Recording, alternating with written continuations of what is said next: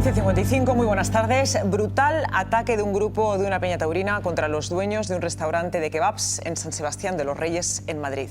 A continuación vais a ver las imágenes de la violenta agresión en la que los presuntos atacantes sacan a la calle a las víctimas, todas de la misma familia, y les dan puñetazos en la cara, las tiran al suelo y destrozan el local. Una escena lamentable y vergonzosa llena de golpes, amenazas y gritos de odio que ha ocurrido este mismo sábado en plena fiesta de la Caldereta. Un ataque presuntamente racista que acaba con las 4 víctimas apalizadas en el Hospital Madrileño de La Paz. Presten atención a la grabación.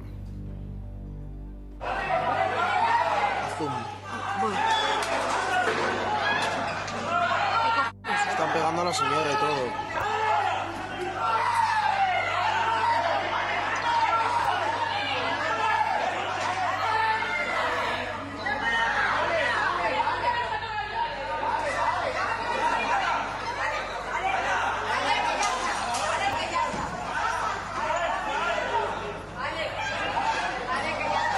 Es que los de las peñas son... Pero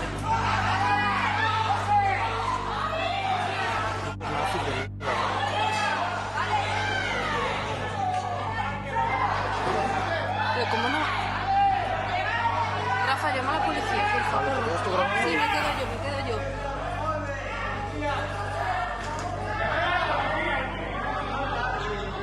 Han llamado.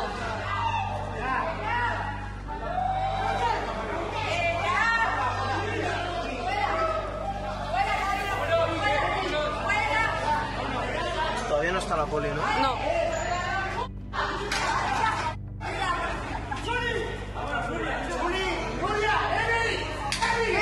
Vamos. Sí, anda, que...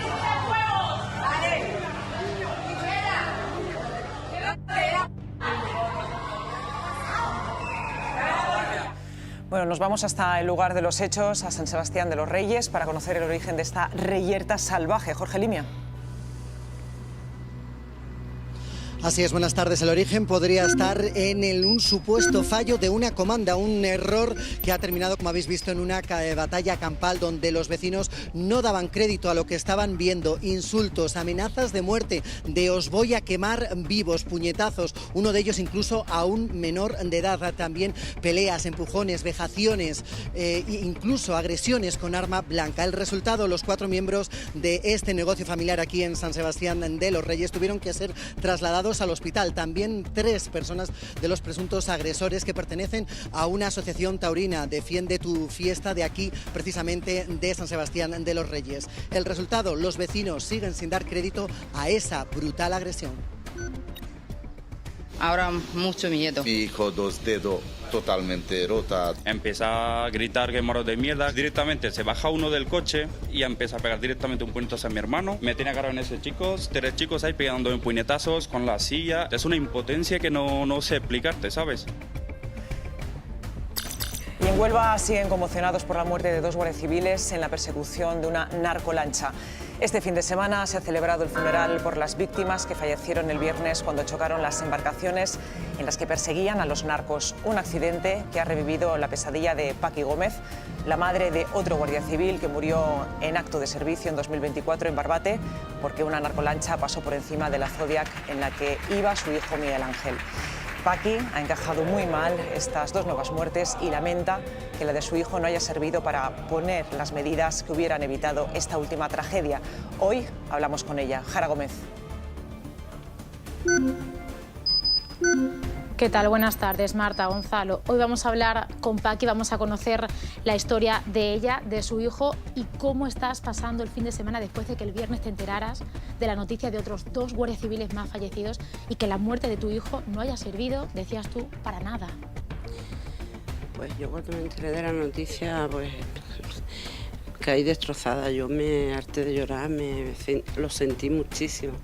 Lo sentí porque yo estaba reviviendo lo que yo ya viví en aquel momento y lo sentí por la familia porque me da pena porque empatizo mucho con las personas, yo soy muy empática y pienso cómo tienen que estar pasándolo. Luego vamos a conocer cuál está siendo su lucha incansable. Todos los días, dice, se levanta para que a su hijo se le haga justicia. Luego lo vemos, compañero.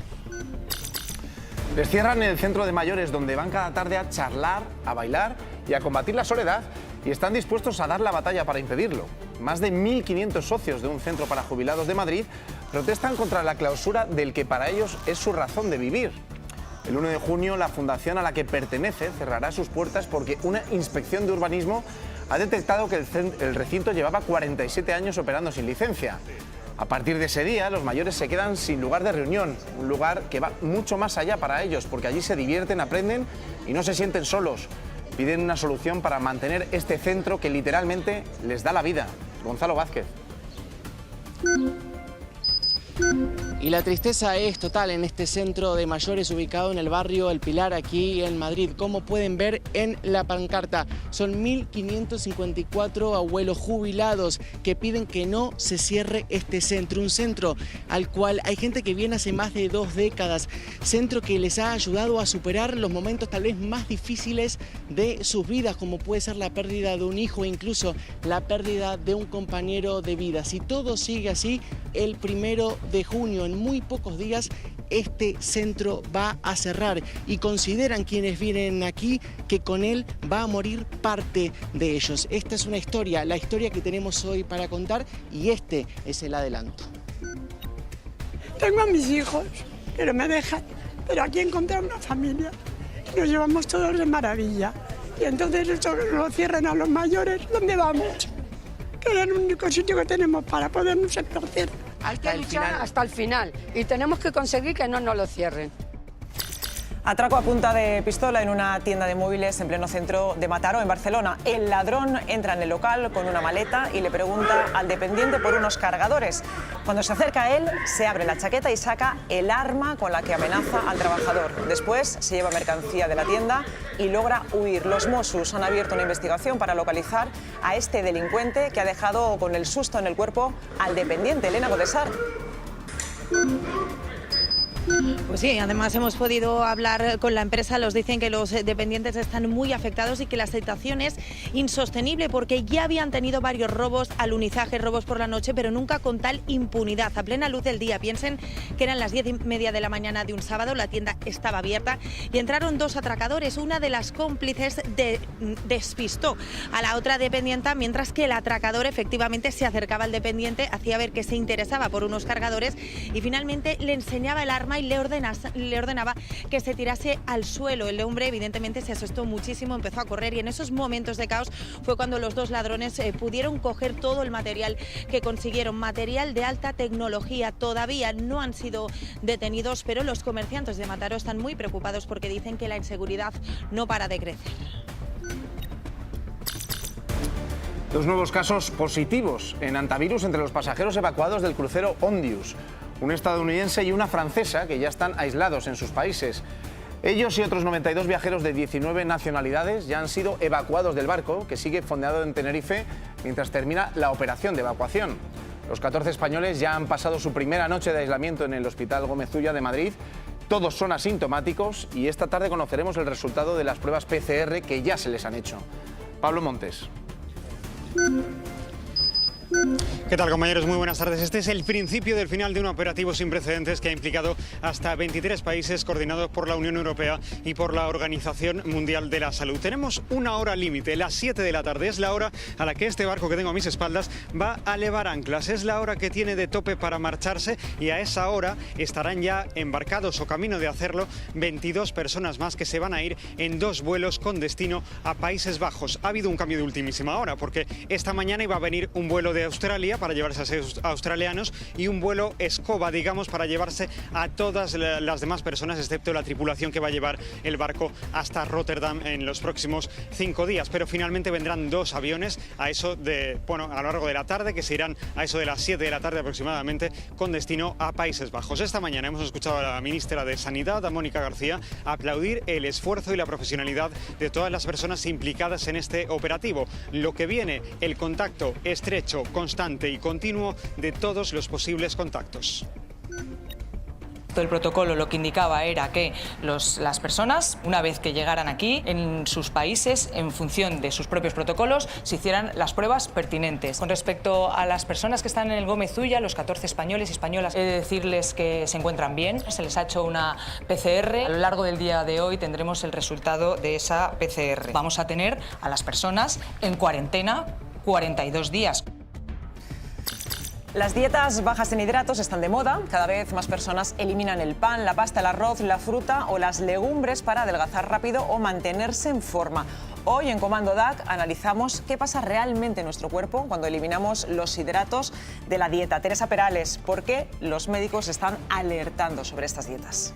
Buenas tardes, porque pueden ser peligrosas. Al desterrar los hidratos, eliminamos de un plumazo la fibra, el combustible esencial de nuestra microbiota. Esto no solo provoca estreñimiento, sino que deja nuestro colon vulnerable y dispara el riesgo de enfermedades crónicas. Además, el vacío que dejan los hidratos suele llenarse con un exceso de carne y grasas, un modelo hiperproteico que castiga el riñón y el hígado.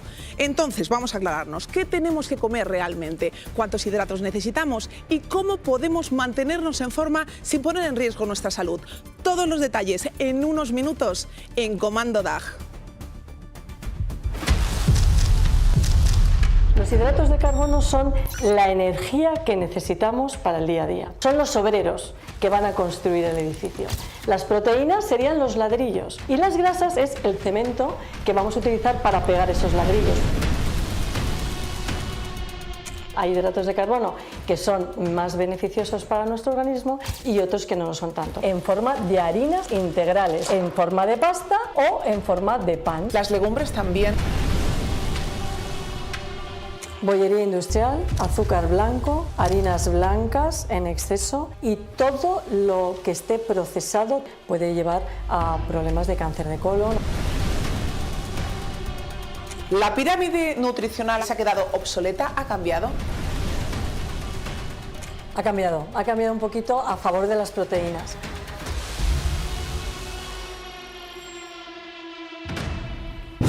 Martín Barreiro, cuando digo truenos, digo Martín Barreiro, muy buenas tardes. Buenas tardes, semana de truenos, sí. ¿Tú comes hidratos, Martín?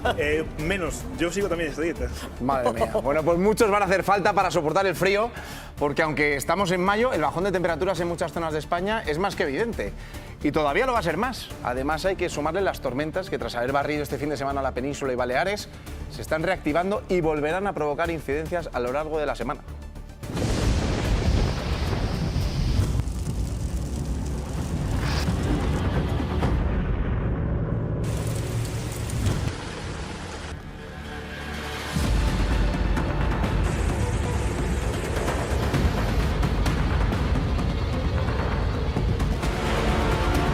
Chapas volando, ramas de olivo. No pasamos miedo porque no nos dio tiempo, pero era impresionante lo que vimos.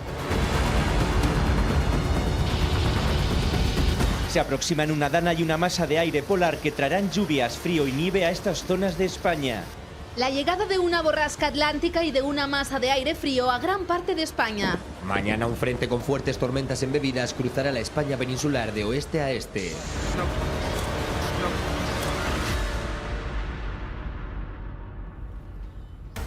Bueno, Martín, el vídeo es bastante esclarecedor, pero bueno, lo peor está por llegar. Sí, vamos a tener una semana otra vez bastante invernal, con temperaturas bajas. Tengo un mapa anomalía de la diferencia con respecto a las temperaturas de toda la semana. La media de toda la semana va a haber días más fríos y algunos más cálidos, pero ya veis que en muchas zonas de España vamos a oscilar entre esos 3 grados de diferencia, 4, 5, incluso en algunos puntos 6 grados. Esto con respecto a la temperatura, que también en altura se va a notar el aire frío que llega. Estos mapas que muestran esas zonas de aire frío son típicas más del invierno y se acercan al norte. Las precipitaciones van a continuar. Os muestro la acumulación de precipitación de toda esta semana para que veáis que tenemos por delante varios días, por decir casi toda la semana de lluvia intensa. Las cantidades más importantes se esperan en el norte, en donde además, junto con esas temperaturas, tendremos nevadas. Podría nevar en cota de 1500 metros los siguientes días, sobre todo a partir del jueves, cuando llega más frío, y eso podría hacer que en el norte las acumulaciones de nieve fueran más significativas, además de en cotas cada vez más bajas. Podría nevar en torno, como decía, de los 1.500 metros, que es algo bastante anómalo para mayo. Hay que sacar el chubasquero. Sí, Luego algo más. ¿El fin de semana bien, Martín?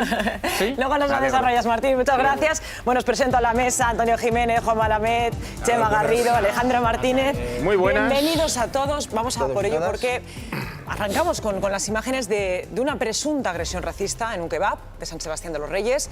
Una familia de hosteleros apaleada y su local destrozado por un grupo vinculado a una peña taurina.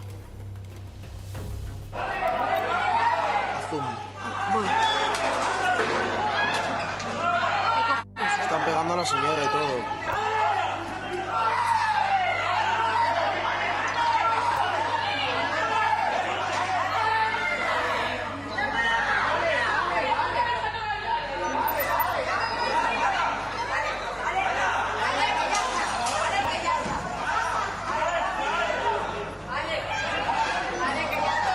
Es que los de las peñas son...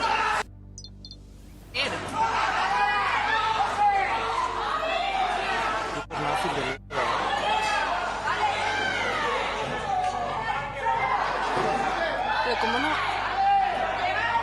Rafa, llama a la policía, por favor. Sí, me quedo yo.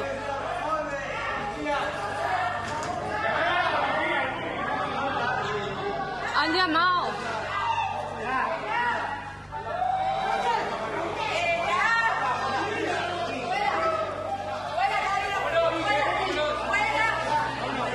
Todavía no está la poli, ¿no? No.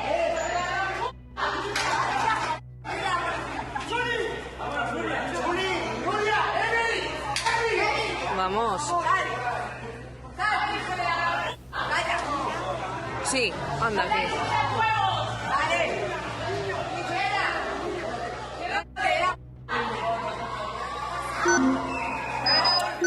Gritos de odio, una violencia salvaje captada por los vecinos en plena calle Mayor, que se ha saldado con 4 heridos, un hospital que está sitiado por los agresores y un pueblo conmocionado. Jorge Limia.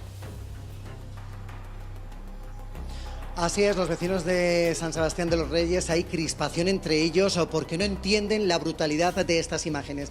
Y nosotros nos hemos metido dentro del lugar donde han tenido lugar esas agresiones y os queremos poner en situación porque hemos visto lo que ha ocurrido fuera con las cámaras gracias a una vecina que pudo grabar todo lo que ocurrió. Pero os vamos a decir lo que pasaba dentro. Todo empezó por un error, presuntamente según los presuntos agresores, en la cuenta. Al parecer vino un grupo de 7 niños de unos 12 años a pedir pues comida rápida a este local, cuando de repente a los pocos minutos vienen 2 hombres con los hijos y le recriminan a ella, que es la trabajadora, le recriminan que le había dado mal la comanda, le exigen la comida, pegan golpes sobre este mostrador y para evitar cualquier tipo de líos los responsables le dan la comida que ellos estaban pidiendo, pero no basta con eso, sino que uno de los hombres se acerca hasta aquí, empieza a envalentonarse, coge todos los platos de la barra y los tira precisamente ahí, que es donde estaba él, que es el padre y dueño de este local, junto con su mujer trabajando en este local. Rápidamente sale el hijo mayor, que intenta frenar la situación, pero uno de esos hombres coge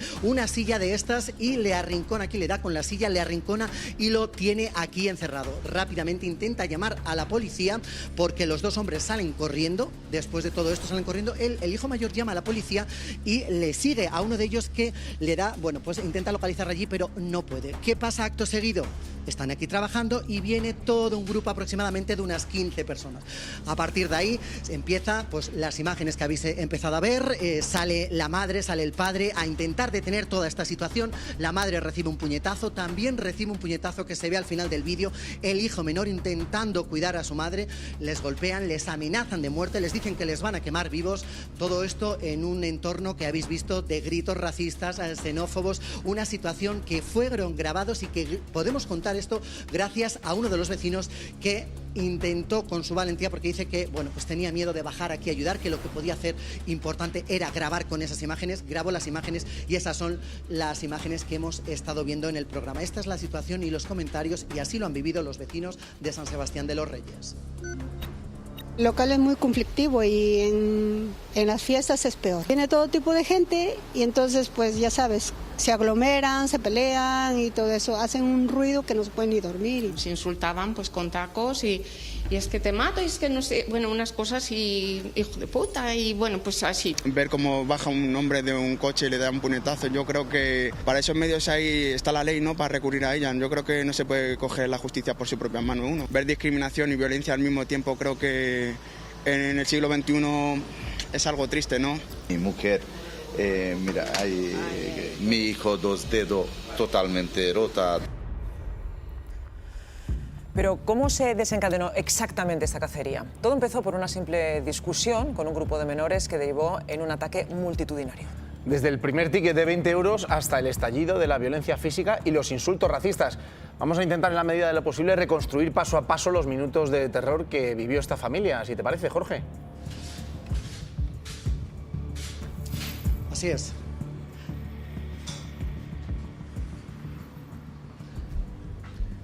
Una disputa relacionada por la cantidad de comida del pedido parece estar detrás de una brutal agresión hacia una familia bangladesí que regenta un kebab en San Sebastián de los Reyes, Madrid. Gritos y golpes, como que se movían sillas o mesas o algo por el estilo. Todo comenzó a las 10 de la noche, cuando un grupo de menores de edad realizó un pedido. A los pocos minutos, los niños regresan acompañados de 2 adultos y, según la familia agredida, de manera violenta les recriminan a los dueños que faltan 4 comidas del pedido. El matrimonio turco relata que, a pesar de comprobar el ticket y saber que no faltaba nada del pedido, no quieren complicaciones y les preparan la comida que demandan. Es ahí cuando supuestamente uno de los 2 hombres comienza a dar golpes en el mostrador y tira los platos apilados contra el dueño del kebab. Entonces comienzan los primeros gritos que alertan a los vecinos. Algunos graban la brutal escena. Y de pronto llegaron gente de la peña, como un grupo grande, un tío alto sobre todo se metió, gritó algo y ahí ya empezaron como a tirar todas las cosas del local. En un instante, 12 o 13 adultos se agolpan delante del restaurante y se desatan las agresiones. 3 trabajadores del establecimiento, padre, madre e hijo mayor, y su hijo de 17 años que también se encuentra en el local, golpeados e insultados mientras tratan de defenderse.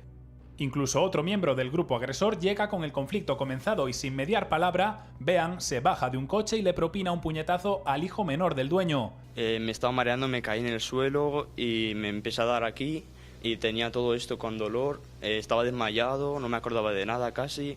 Estaba fatal. Algunos vecinos denuncian una agresión racista que termina con uno de los miembros de la familia turca intervenido quirúrgicamente por una rotura de varios dedos de una mano en el Hospital de la Paz. Con miedo tal, porque no sabemos, cualquier momento puede venir otra vez, atacar a los padres, como lo hizo ese mismo día. Los presuntos agresores serían, según los vecinos, miembros de la Peña Taurina Defiende tu Fiesta, asociación que se remite a este comunicado. En él señalan que, por respeto a las personas implicadas, a los menores presentes y fundamentalmente para no interferir en la labor de los cuerpos de seguridad y justicia, no entrarán en detalles de lo sucedido. Un suceso que, mientras se dirimen responsabilidades, ha acabado con una familia que llevaba años con su negocio en el barrio, con secuelas físicas y psicológicas. Chema, ¿tú conoces este caso? Sí, bueno, yo vivo en San Sebastián de los Reyes y conozco a todas las personas que aparecen en ese vídeo, lo cual me resulta todavía más difícil de creer, ¿no? Por la dureza. ¿Dices, perdón, a las víctimas o a los agresores? A las víctimas y a los agresores. Es decir, al final San Sebastián de los Reyes es un municipio, yo vivo allí, esta Peña Taurina es muy conocida y desde luego pues te cuesta mucho trabajo cuando ves estas imágenes entender qué ha podido pasar y qué ha llevado para que ocurra esta situación. Yo creo que sí que hace falta una reflexión, ¿no? Por parte de las peñas. El año pasado San Sebastián de los Reyes fue noticia en el pregón por los gritos de Pedro Sánchez, hijo de puta, en las fiestas. En estas fiestas han acabado como han acabado, con esta siendo noticia por lo que es noticia, ¿no? Yo creo que como mínimo la sociedad debe reflexionar y saber hacia dónde estamos yendo y qué estamos haciendo en esta ciudad. Es que en las mismas imágenes, ¿no?, que estábamos, que grababa esta vecina, decía, bueno, es que las peñas ya, o sea, como ya está, ya la han vuelto a liar. A ver, esto es, o sea, esto es un comportamiento, digamos. No, yo creo que no, vamos, yo conozco a esas personas y me estaría mintiendo si dijese que esas personas yo las considero violentas.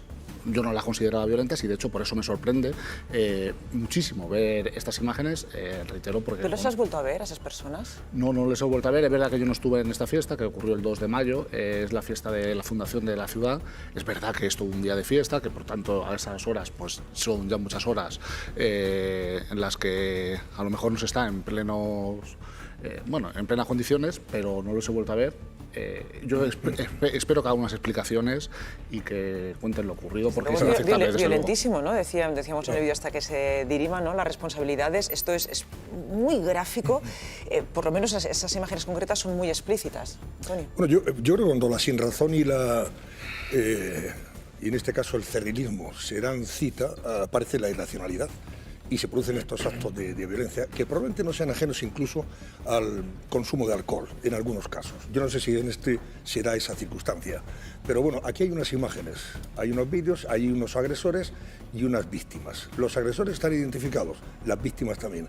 Yo le recomendaría a las víctimas, en este caso a los agredidos, que interpongan ya una denuncia contra estas personas para que sean identificadas, porque se ve perfectamente quién agrede.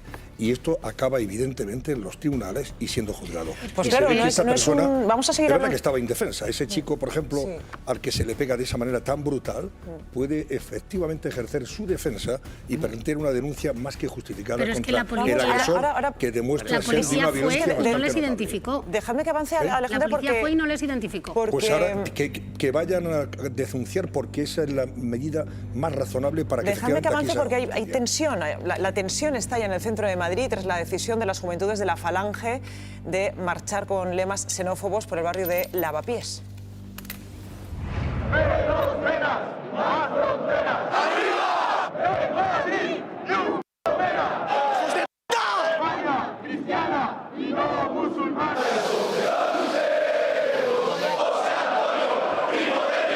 Antifascistas, enfermos.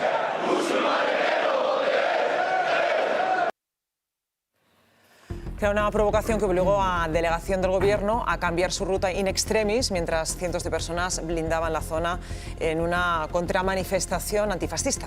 El barrio de Lavapiés se cerró en bloque frente a un grupo que ya protagonizó incidentes violentos en la universidad y que ahora pedía deportaciones masivas. Madrid dividida en dos. El centro de la capital se convierte en un polvorín con dos marchas enfrentadas.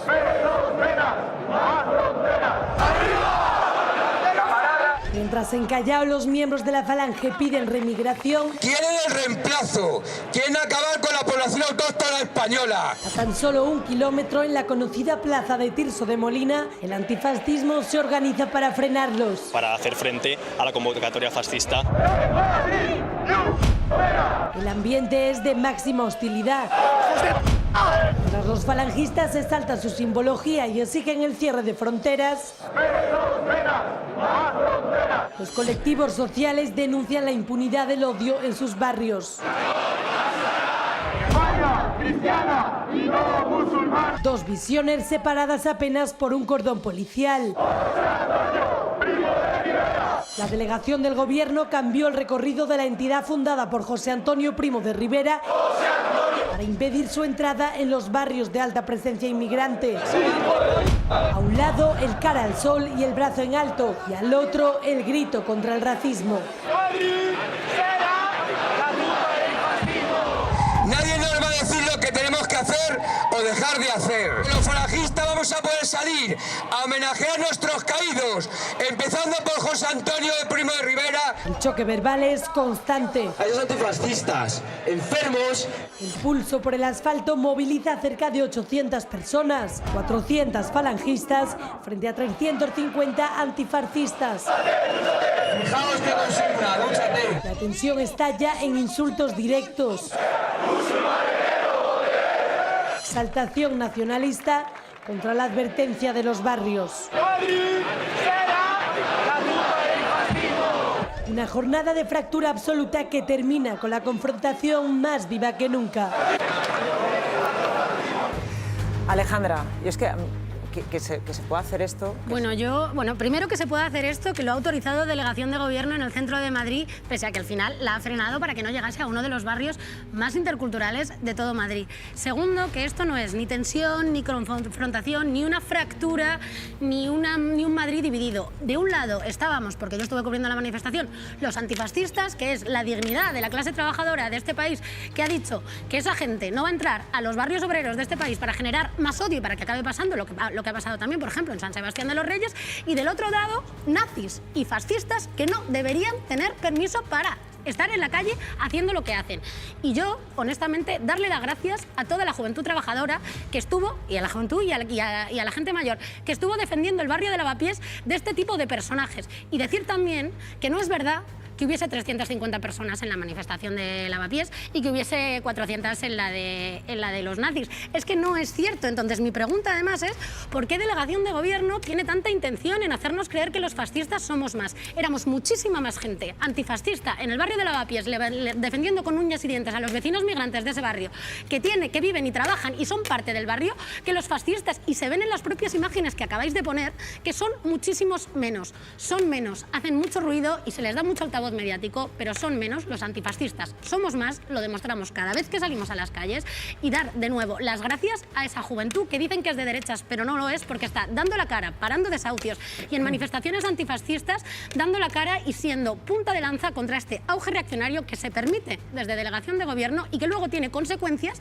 en palizas, en violencias contra las personas migrantes, y después de las personas migrantes van las personas LGBT, vamos las mujeres feministas y después iremos todos los demás, porque no, se van a quedar ahí. Juanma. Me sumo a la alabanza de la dignidad de los colectivos antifascistas y sociales. El contraste habla por sí solo.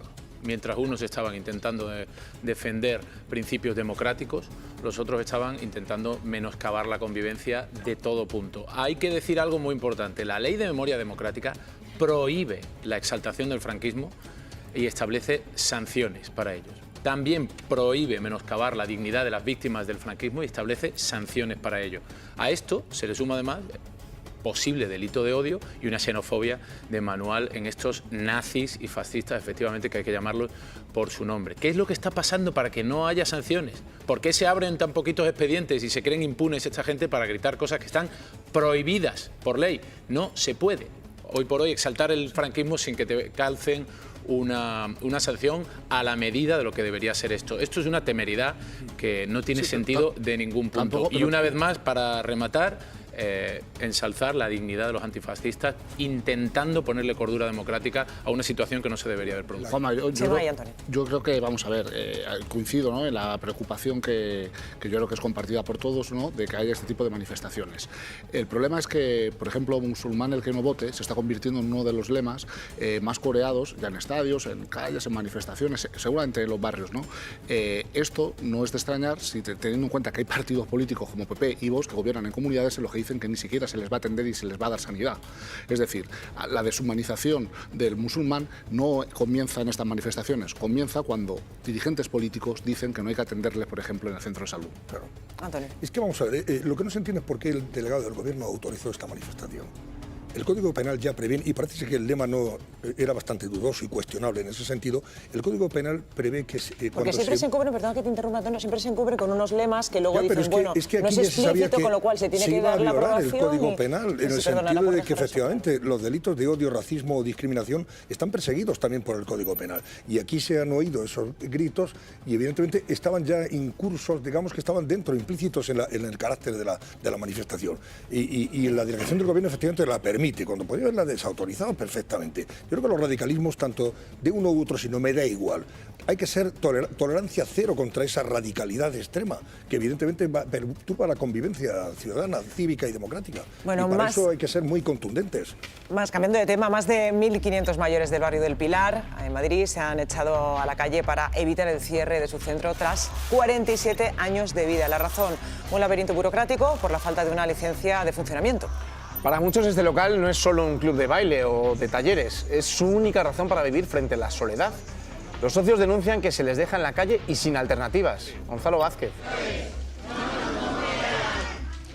Marta, Gonzalo, muy buenas tardes. Así es, hasta no hace mucho tiempo aquí bailaban. Este era el salón de baile y hoy en este centro de mayores se ha convertido en el centro de esta protesta, en el epicentro de esta protesta, porque esta gente, si todo sigue así, el 1 de junio ya no van a tener este lugar de familia, de compañía, este lugar para poder luchar contra la tan nombrada soledad no deseada. Hay gente que gracias a este sitio ha salido de situaciones muy complejas de su vida. Seguramente se estén preguntando qué pasa, se están preguntando cuáles son los actores y cuál es la situación de fondo que está ocurriendo con este centro del barrio El Pilar en Madrid. Los invito a conocer un poco más en este reportaje. Me dan ganas de llorar, te lo juro, porque aquí hemos hecho una gran amistad de todos y es una pena que nos lo quiten. Tengo a mis hijos, que no me dejan, pero aquí encontré una familia. Su tristeza es hoy un sentimiento compartido por todos sus compañeros de este centro de mayores de Madrid. Más de 1.500 usuarios que llevan años, más de 4 décadas, haciendo de este espacio un lugar de encuentro y sociabilización. Una tristeza compartida por todos sus compañeros. Estamos en casa todas las tardes aburridas, venimos aquí y es una pena que por cuestión burocrático que esto no lo cierren. Las denuncias por ruido interpuestas por vecinos de la zona obligaron al ayuntamiento a revisar el expediente de este centro.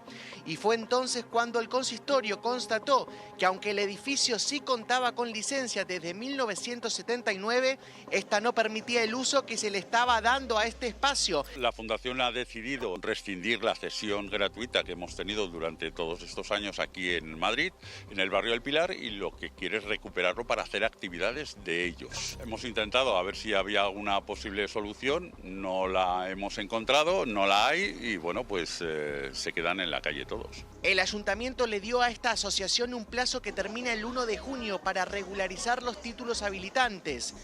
Pero los usuarios denuncian que aún así la empresa privada propietaria del edificio ha decidido unilateralmente cerrar. Es importantísimo porque aquí hay muchas actividades donde el ayuntamiento no lo cubre porque no tiene espacio. Decenas de mayores se concentran en el edificio para evitar el cierre del centro, que ocupa un lugar preponderante en la vida social de estas personas. Yo me quedé viuda hace 7 años y cogí una gran depresión.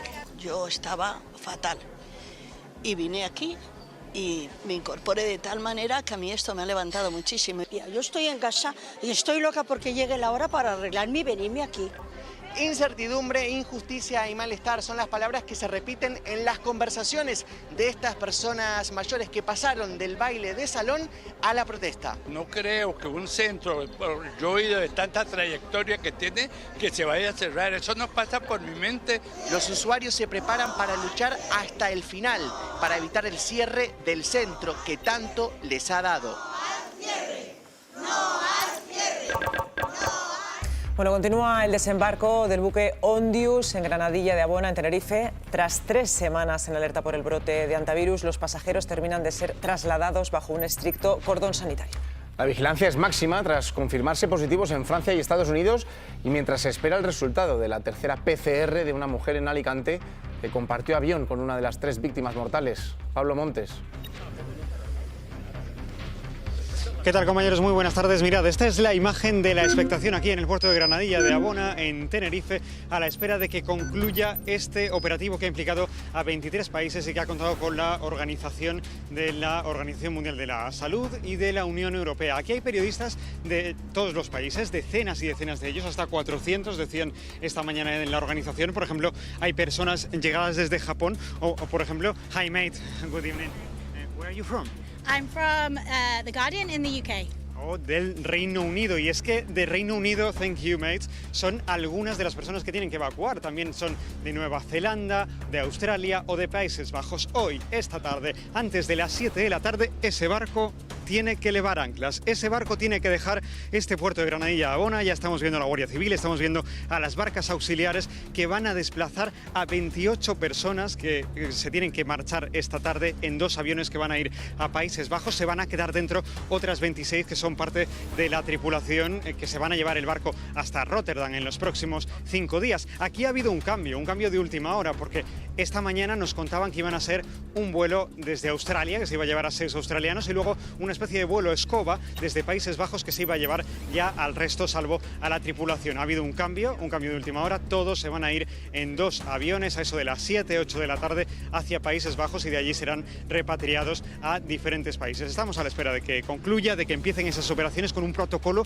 que está muy definido. Van a bajar del barco, van a subir a cada una de esas barcas auxiliares de la Guardia Civil, van a llegar a muelle con un procedimiento pues muy definido, muy determinado. Van a montarse en autobuses de la UME y allí tienen tienen un trayecto de unos 10 minutos hasta Tenerife Sur, un espacio aislado, aséptico y muy determinado. Se montarán en los aviones y partirán rumbo a Países Bajos. Esta mañana hemos escuchado a la ministra de Sanidad hablar de orgullo de país, de orgullo de operativo, no entrar a esa polémica que se ha formado en torno a las ratas nadadoras que decía el presidente de Canarias, de Clavijo, decía que no quería entrar en ningún tema de polémicas estériles, pero sí ha definido este operativo como un inmenso orgullo. Vamos a ver la cronología de todo lo que ha pasado hasta este momento.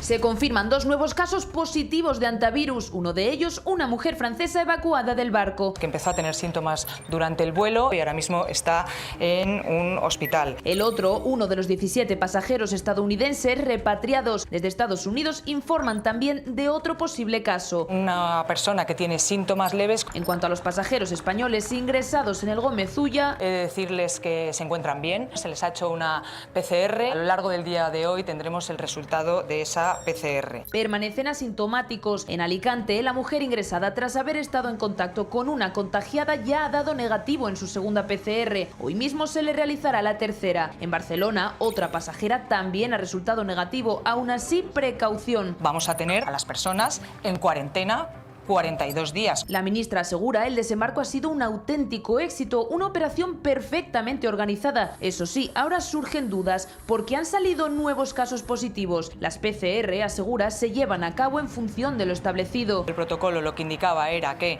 las personas, una vez que llegaran aquí, sus países, en función de sus propios protocolos, se hicieran las pruebas pertinentes. El desembarco se hizo de manera escalonada. Primero los españoles repartidos en 2 lanchas, trasladados en autobús al aeropuerto de Tenerife Sur y de allí a Torrejón de Ardoz para finalmente ingresar en el Gómez Ulla. Extremando precauciones, cambio de traje, distancia de seguridad, desinfección. Aún así, en una operación extremadamente planificada, algunas imágenes hacen saltar todas las alarmas. Un sanitario se bajaba del autobús de la UME con el traje EPI en la mano. En esta otra imagen, un pasajero español trasladado en ese mismo bus al aeropuerto se quitaba la mascarilla. Y en mitad de todo el operativo, un guardia civil perdía la vida al sufrir un infarto, pese a los esfuerzos de reanimación. Ahora, miradas puestas en la evolución de los evacuados y en el barco que hoy mismo zarpará con 32 tripulantes dirección a Países Bajos. Las últimas semanas han sido extremadamente difíciles para todos nosotros. Esperamos ver a todos sanos y salvos en casa. Una vez allí, será completamente desinfectado.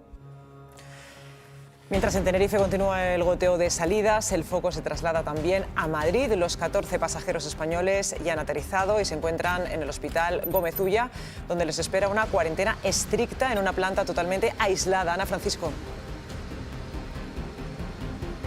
Así es, Marta. Los 14 españoles del Ondius se encuentran en la planta 13 de este hospital del Gómez Ulla y están en condiciones de absoluta seguridad sanitaria.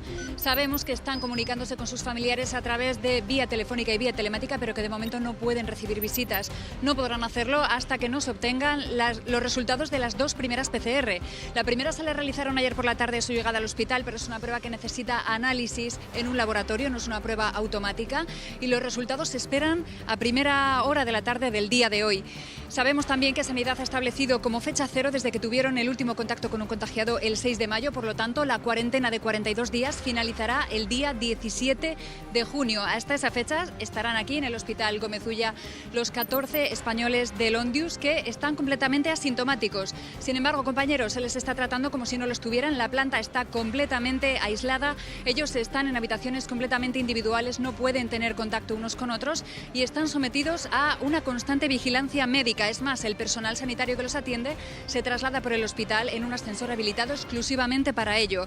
Si alguno comenzara a tener síntomas, el protocolo cambia radicalmente. Se les empiezan a realizar pruebas PCR para 48 horas y se les traslada a la planta 22 del Gómez Ulla. En la planta 22 tiene habitaciones de presión negativa, es decir, habitaciones de las que el aire no puede salir hacia afuera, el aire contaminado no saldría, y también es la planta en la que se encuentra la unidad de atención de alto nivel.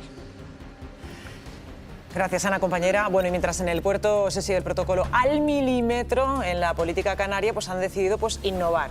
El presidente Clavijo ha dejado a todos boquiabiertos al lanzar una advertencia casi de película sobre la amenaza de las ratas nadadoras. Una teoría por lo menos controvertida, que ha obligado al Ministerio de Sanidad a salir al paso de inmediato. Pero el problema no es solo la biología de los roedores, sino el origen de la información.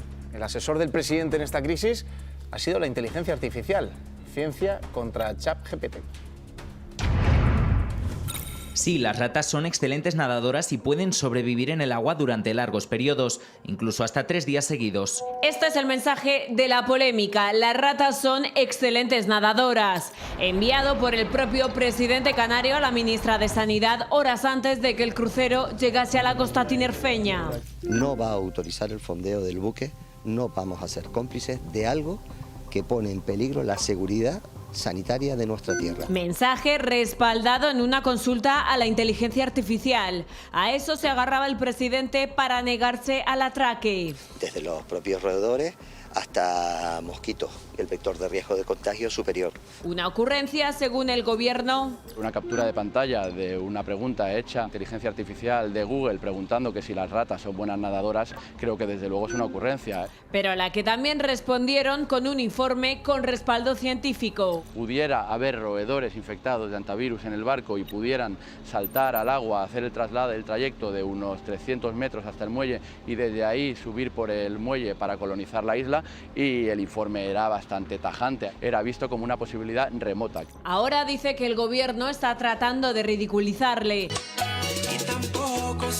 Lo cierto es que las redes sociales se han llenado de memes como estos que ven. Ratas nadando con bandera canaria, saltando por la borda, bajando del Ondius o incluso compitiendo en las Olimpiadas. Preguntada hoy por esto la ministra... No vamos a entrar en ninguna polémica estéril. Que se mire en el espejo de lo que ha hecho y habla por sí solo. Mientras el desembarco llega a su fin, las ratas con hantavirus creadas por la inteligencia artificial conquistan Tenerife, aunque afortunadamente solo en la imaginación de algunos. Claro, es que es un representante político de una comunidad autónoma. Cuando parecía que no podía haber nadie peor que Mazón, de repente descubrimos a Clavijo. ¿No? Yo no sé el Partido Popular de dónde saca a estos personajes, hay que decirlo así porque son personajes. En un país serio, un político que habla de ratas nadadoras con la que está cayendo debería dimitir. El problema es que aquí ya estamos acostumbrados a todos y parece que el listón está tan alto en el Partido Popular que pueden decir lo que quieran. Es de Coalición Canaria, no del PP. Gobierna con el apoyo del Partido Popular. ¿De dónde lo saca el PP? Sí, bueno, claro, no, gobierna, sí, Juanma, gobierna, efectivamente, lo voy a aclarar, gobierna gracias a que el partido, ¿de dónde saca gracias a que el partido Canaria? Gobierna gracias a que el Partido Popular le votó. Es decir, creo que se entiende claramente. Pues claro, llama muchísimo la atención, ¿no? que él, vamos a ver, que diga esto, o sea, llama mucho la atención, es que por lo que contrasta muchísimo con lo exquisito que están siendo todos los protocolos y tal, no sé qué, en fin, las felicitaciones internacionales, cómo se está haciendo, la preocupación que había, venga, pues voy a decir esto. No, yo creo que esto que empezó con una crisis de deslealtad institucional, con desacuerdos, descoordinación, es verdad que ha acabado muy bien, felizmente, y se han hecho las cosas bien y hay que decirlo. Y ojalá que no tengamos que lamentar ningún caso a partir de ahora y punto.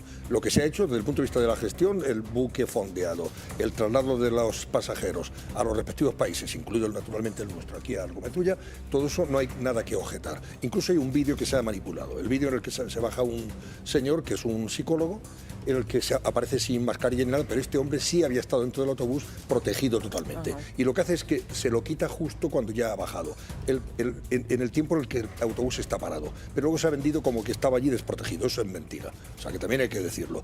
Ahora es verdad que en fin, este hombre, el presidente de Canarias, Clavijo, se quejó al principio de una falta de coordinación, de esa deslealtad, que se puede haber resuelto perfectamente si hubiera habido más mano, digamos, izquierda por parte del gobierno en ese sentido. Ahora, esto de lo de las ratas, hombre, luego, claro, algunos se quejan de que son carnes de meme, pero es que cuando se empeña uno en hacer el ridículo, pues hombre, no hay límites, eso no se puede. En fin. Bueno, la crisis del hantavirus ha saltado del puerto de Granadilla al cuerpo a cuerpo político. El ministro Ángel Víctor Torres abrió la veda este sábado al sugerir que Isabel Díaz Ayuso era la única presidenta pues que no le había devuelto la llamada. Bueno, lo sugirió, ¿no? Lo dijo. Contacté con los distintos presidentes autonómicos, todos los presidentes me lo han agradecido, no he podido contactar con la presidenta Ayuso, no sé si está volando, pero los demás todos han agradecido la labor y también pues cuestionando que las cosas vayan en lo mejor posible, como van caminando. Y muy a su pesar, suponemos, Ayuso contraatacó en redes, publicando que sí le devolvió la llamada, y acusó al gobierno de usar el comodín Ayuso para tapar su gestión. El ministro Ángel Víctor Torres quiso hablar conmigo este miércoles y le devolví la llamada media hora más tarde. El comodín Ayuso no puede ocultar cada crisis que crea este gobierno. Bueno, pero la cosa no queda ahí. Minutos después, el ministro cerró el combate digital insistiendo en que, a pesar de los posts en X, la presidenta madrileña sigue siendo la única que no ha respondido a su llamada. Todos me respondieron al mensaje, excepto la presidenta de la Comunidad de Madrid, sobre la que dije sin mala intención, pues a mí me suele ocurrir que igual estaba volando. Lo que es cierto es que a esta hora sigue siendo la única presidenta que no me ha respondido al mensaje. Pues este cruce, Juanma. Está defendiendo a Hernán Cortés, ¿no? Pues a ver, Juanma, que es lo que de verdad preocupa a ver, es que esto es una mera anécdota. Y de hecho, todos hemos visto en el vídeo como el ministro no lo estaba diciendo a malas, sino que estará volando porque estará volviendo de México, que en ese momento se le frustró el viaje, ¿no? Yo creo que a veces, sobre todo en Madrid, le damos demasiada vuelta y entramos en bucles políticos absurdos que no tienen sentido. Aquí lo importante es que se ha hecho una operación internacional perfecta. Solo podía ser así, perfecta, que saliera perfecta, y ha sido un éxito total.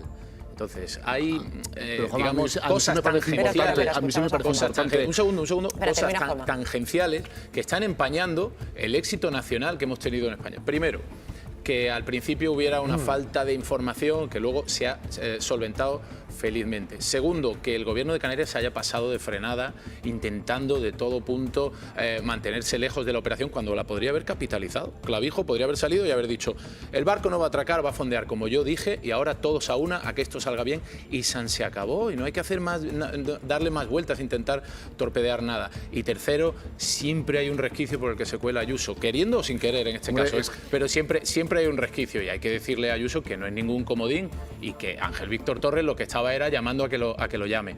Y eso es un problema de nuestra política, que los políticos siempre están diciendo: llámame tú, no, a ver si me llamas tú, que yo no te quiero llamar. Mira, llamaos y dejad de hacer el tonto, porque esto de verdad, a veces que hablamos sobre cosas que no tienen importancia ninguna. A mí sí me parece muy preocupante que en una crisis importante, Isabel Díaz Ayuso, que no estaba en España, sino que estaba en México, que no debería haberse pagado nunca ese viaje con dinero público, coge y no atiende una llamada siendo la presidenta de la Comunidad de Madrid. Eso es importantísimo. Ella dice que lo ha llamado. Porque demuestra el nivel de Ayuso también. Ella dice que sí devolvió la llamada. La verdad, casi mejor que Lady Mojito no estuviese en su puesto de trabajo, porque la última vez que esta señora estuvo al cargo de una crisis sanitaria murieron 7.200 personas en residencias de la Comunidad de Madrid. Y yo quiero aprovechar desde aquí para agradecer especialmente al personal sanitario que está al frente de esta crisis su voluntad, su trabajo, y sobre todo al personal del Gómez Ulla, que tiene ahora mismo abierto un conflicto laboral porque el mes pasado el Ministerio de Defensa y el Ministerio de Hacienda cesaron a 100 trabajadores de ese hospital, que ahora está al frente y es un ejemplo internacional de éxito de este país. Entonces, pues también pedirle al Ministerio de Defensa y al Ministerio de Hacienda que le hagan caso a los trabajadores del Gómez Ulla para que puedan desarrollar su trabajo en condiciones. Bueno, pues avanzamos, porque giro radical en la carrera de la expolítica María Dolores de Cospedal. La que fuera ministra de Defensa ha decidido fichar como nueva consejera de una conocida empresa especializada en dietas y productos de adelgazamiento para luchar, dice, contra el Ozempic. Según ha contado al diario El Mundo, no basta con pincharte y que se te quite el hambre sin medir las consecuencias. De esta manera, de Cospedal entra a formar parte de una entidad privada en la que asegura va a poder tirar de su experiencia como abogada. El CEO de la empresa por la que ha fichado, Félix Revuelta, ha destacado de ella, pues además de sus conocimientos y contactos, pues que tiene una muy buena imagen de mujer que cuida su salud. Un soldado israelí se fotografía colocando un cigarro en una imagen de la Virgen María, en señal de burla, y la publica en redes sociales. Ha sucedido en el sur del Líbano y es un gesto que se suma a la creciente cadena de incidentes de este tipo, que ha despertado la preocupación por parte de las comunidades cristianas en Oriente Medio. Las fuerzas de defensa de Israel aseguran en un comunicado de prensa que tras abrir una investigación interna se adoptarán medidas disciplinarias. Esta fotografía se produce tan solo unos días después de que un soldado, también israelí, fuera grabado destruyendo una estatua de Jesús. Bueno, y bailando, dando palmas y moviendo las caderas como si estuviera en una pista de baile. Así es como el político Solcs Ecedus ha celebrado su ascenso como ministro de Sanidad en Hungría. Más allá de los discursos institucionales de agradecimiento, ha sido su enérgica coreografía la que ha trascendido y se ha hecho viral en cuestión de minutos a nivel internacional. Una celebración, al parecer, esperada por los ciudadanos húngaros, ya que no es la primera vez que el político demuestra públicamente sus habilidades con el baile. Y también bailando ha sido grabado Víctor de Aldama en estas imágenes, junto al humorista de Los Morancos, César Cadaval. Sucedía en la romería del Rocío, en Huelva, en una escena en la que se oye a todos los presentes vitoreando al unísono por Aldama, mientras mujeres vestidas de flamenca bailan a su alrededor.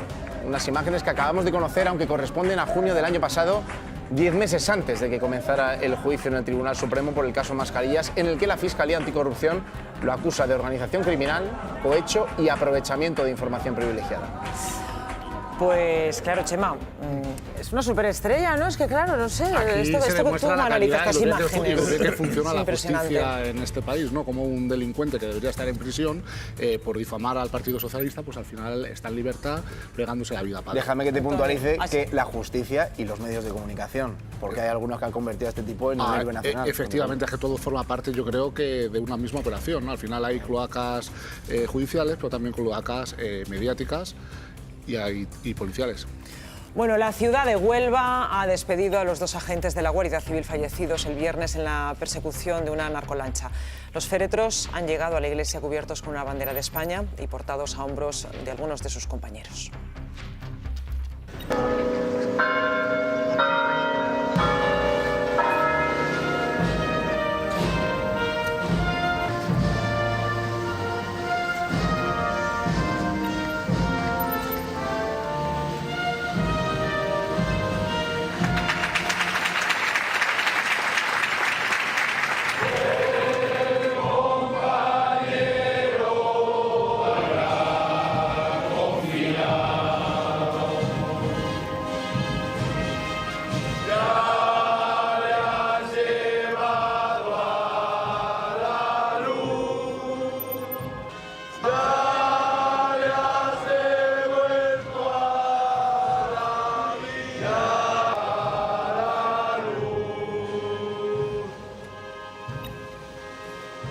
El ministro del Interior, Fernando Grande Marlaska, ha enviado sus condolencias a las familias de los 2 agentes fallecidos y ha ratificado el compromiso del Gobierno de España en la lucha contra el narcotráfico. Sin embargo, la madre de uno de los 2 guardias civiles asesinados por una narcolancha en Barbate en 2024 lamenta que la muerte de su hijo no haya servido para nada. Sara Gómez. Ha sido un fin de semana complicado para Paqui porque te enterabas de la noticia y tocaba a Paqui revivir lo que pasó con tu hijo y sobre todo lo que tú más nos repites, que la pena es que no haya pasado, no haya servido para nada, no haya vuelta a pasar. Yo esperaba que lo de Barbate fuera un antes y un después, que esto se le hubiese puesto solución para que no volviera a pasar ya. Siento mucho haberme equivocado y que se haya vuelto a pasar y esperemos que se quede aquí, pero como no se ponga remedio, esto está muy mal, esto está muy mal. Aquí que pedís las familias que habéis perdido, Guardia Civil haciendo su trabajo por el narcotráfico, ¿no? Tú te levantas todos los días, nos dices y sigues luchando por tu hijo. ¿En qué consiste esa lucha? Yo cada mañana poner el pie en el suelo me cuesta mucho. Yo llevo 2 años y 3 meses pasando por ese calvario porque es muy duro levantarte y volver a la realidad e intentar hacer una vida más o menos normal, que ya nunca lo va a ser. Me falta mi hijo. Pero yo siempre voy dándole vueltas al coco a ver qué es lo que puedo hacer, qué camino cojo. Yo trato de hablar con todo el mundo, con quien me deje darle voz a mi hijo, ahí voy a estar y voy a seguir luchando, no me voy a quedar solamente en la mano ejecutora que fue el que llevaba la lancha, sino que yo cuando acabe con eso, que no va a tardar mucho, voy a seguir luchando para que los mandos se hagan responsables de la orden que dieron y pusieron a esos hombres en peligro porque los mandaron al matadero en la lancha que todo el mundo vio. Prácticamente toda España vio ese vídeo y prácticamente todo el mundo está de acuerdo conmigo, exceptuando algunos, claro, como siempre. Pero no voy a dejarlo. Yo tengo la edad que tengo y lo que me quede, si tengo que seguir viviéndolo, peleando y luchando por la justicia de mi hijo y de David, aquí voy a estar. No me voy a rendir. ¿En qué proceso judicial se encuentra? Todavía no ha salido juicio, pero sí que habéis conseguido que se considere asesinato y no homicidio imprudente. Efectivamente, se considera asesinato y el narco está de acuerdo en todas las cosas que le hemos pedido, sobre todo mi abogado, que es Miguel Durán, y yo me dejo llevar por él. Me deja aconsejar porque él sabe más que yo de estas cosas y él me dice que para adelante, que hasta donde tengamos que llegar vamos a llegar, que lo conseguimos bien, que no. Bueno, pero si lo conseguimos pues sentaremos un precedente porque vendrán detrás algunos que puedan tener los mismos problemas y al menos que sirva la lucha, mi lucha, sirva para que si a alguien le pasa esto, que no tenga que pelear tanto, que se lo den ya por ley. Las familias de estos dos guardias civiles recientemente fallecidos te están escuchando. ¿Qué mensaje le quieres lanzar? ¿Qué les dirías? Tú llevas 2 años y 3 meses ya en este duelo. Es muy difícil dar unas palabras de consuelo en estos momentos a esa familia. Yo me pongo en su lugar y tienen que estar rotas, porque yo lo estoy aún. Y ya va para 2 años y pico. Pero les mando mi fuerza, les mando mis condolencias. Me ha dolido muchísimo, me ha entrado muchísima pena. Porque recuerdo a mi nieta, recuerdo a mi hija. Me recuerdo a mí misma cuando yo recibí la noticia de la muerte de mi hijo. Bueno, del asesinato. Que yo me tiré al suelo y yo lo que hacía era llorar y llorar. Y me imagino que esa familia estará tan rota como estaba yo. Y sigo estando, solo que estoy aprendiendo a vivir con esa ausencia. Espero que ellos tengan la paz y que encuentren la paz en alguna parte para poder seguir adelante. Nos vamos a quedar con esas palabras. Si quieren hablar con ellas, si quieren encontrar consuelo en ti, esas familias, me decías antes, aquí está para ello y piden justicia para que más vuelva a morir por hacer su trabajo. Pues un beso a Paqui y gracias, Jara. No hay palabras de consuelo, Antonio. Bueno, vamos a ver. Yo creo que en primer lugar hay que decir que el ministro debió estar en Huelva. El ministro del Interior debió estar en Huelva ese día. Era su obligación y no estuvo. Los guardias se están reivindicando, reclamando desde que desapareció el OCON, ese organismo que luchaba en el estrecho, en la provincia de Cádiz y Huelva contra el narcotráfico. Están reclamando más medios porque mientras exponencialmente crece la infraestructura y la logística de los narcotraficantes, decrece la de los guardias civiles que tienen que enfrentarse a ellos. Recientemente vimos que en Sanlúcar la Mayor, en la provincia de Huelva, uno de estos narcotraficantes con un arma ligera, o sea, una arma larga, perdón, del ejército, de guerra, disparó contra un guardia civil y lo dejó malherido. Ahora hemos visto este caso, ¿no? El anterior de Barbate. O sea que esta es una lucha en la que es desigual, una lucha desigual en la que se enfrenta a los guardias civiles con medios, con un tirachinas frente a los otros que van con el cañón Berta. Eso no puede ser. Se habla mucho de... Esa es una reivindicación que el gobierno debía atender ya. Sí, han incrementado Ojo, que se lo está pidiendo también la propia Unión Europea. Han incrementado esos recursos, pero desde luego no es suficiente. Se habla mucho de la no para la Guardia Civil para luchar contra el narcotráfico. Presencia del ministro del Interior, Fernando Grande Marlaska, en este funeral de Estado. Yo estuve en otro funeral que era el marido fallecido de la alcaldesa de Marbella, que estaba acusado por narcotráfico, y vi cómo estaba repleto de políticos del Partido Popular. Por tanto, quiero decir, tampoco hagamos demagogia. No hagamos demagogia. Yo creo que estoy haciéndome eco de lo que la propia familia y los guardias civiles le han reclamado al ministro. Si es que no es demagogia, si es que por sensibilidad tenía que estar ahí. Yo creo que por respeto institucional, un ministro del Interior tiene que estar ahí. Y por respeto institucional, una persona acusada de narcotráfico tampoco se debe ir a su... Bueno, oye, pues en un momento se criticó. Que está en kebab, yo quiero decir... No digo para que hagamos una reflexión, porque el narcotráfico es un problema muy grave. Lo que está claro es que el narcotráfico es lo que decís, que es sobre la mesa esto, que al final hacer demagogia es muy fácil. Asimétrica. Pero ¿cuál es la demagogia de decir que el ministro que representa a los cuerpos y fuerzas de seguridad del Estado vaya a consolarlos cuando han asesinado a dos de los suyos? Yo estoy de acuerdo, pero que al margen añado, y también creo que los políticos del Partido Popular no debían haber ido a ese funeral de una persona que estaba acusada por narcotráfico. ¿Y cuál de las dos cosas es demagogia? A ver, que me pide la palabra Alejandra. ¿Para qué dice que no se haga demagogia? Quiero decir una cosa porque me parece importante una cosa que ha dicho esta mujer, que ha dicho que nadie muera por hacer su trabajo. Claro. En este país, más de 700 personas mueren al año en sus puestos de trabajo. Hay 2 muertes en puestos de trabajo al día. Y hay que reflexionar también porque algunas sí que llegan a los medios y otras no, porque en este país los empresarios son responsables de 2 muertes al día en los puestos de trabajo y muchas de esas no se habla. Bueno, un camarero de Granada está hospitalizado porque le ha agredido 6 personas cuando salía de trabajar de madrugada. Según su denuncia, la única razón ha sido que llevaba una camiseta con la palabra antifascista. El ataque le ha causado múltiples traumatismos y va a tener que pasar por el quirófano. David Granados.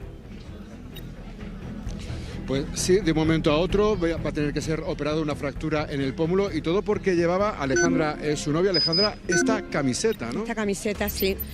Salió de trabajar, salimos con él, recogimos y queríamos, pues bueno, tomarnos una copa juntos después del trabajo. Él avanzó, fue más rápido porque claro, tampoco quedaba mucho para que cerrase el bar cercano. Y yo me quedé rezagada hablando con una amiga. De repente escuché un golpe fuerte y cuando llegué pues me lo encontré inconsciente en un charco de sangre. ¿Eso llegaste a pensar que podía haber muerto? Sí, lo primero que pensé es que le habían matado, que estaba muerto. Intentamos a ver si respondía, empezó a responder, pero estaba totalmente, no tenía como mucha coherencia las cosas que decían. Yo intenté contenerle la hemorragia porque tenía 2 heridas muy grandes en la parte de atrás del cráneo.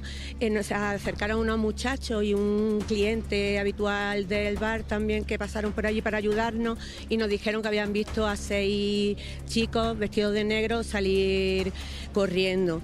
Llamamos a una ambulancia y llegamos al Hospital de Traumatología de Granada, donde la verdad es que lo atendieron súper rápido y bueno, pasó toda la noche en observación haciéndole distintas pruebas. Está fuera de peligro. Llegaron a decirle algo como que teníais que arder por una camiseta que es con un lema antifascista. Sí, claro, eso es lo que te iba a contar. Cuando ya a la mañana siguiente me llama la doctora para explicarme que tiene el pómulo partido y Pablo ya me cuenta todo lo que sucedió.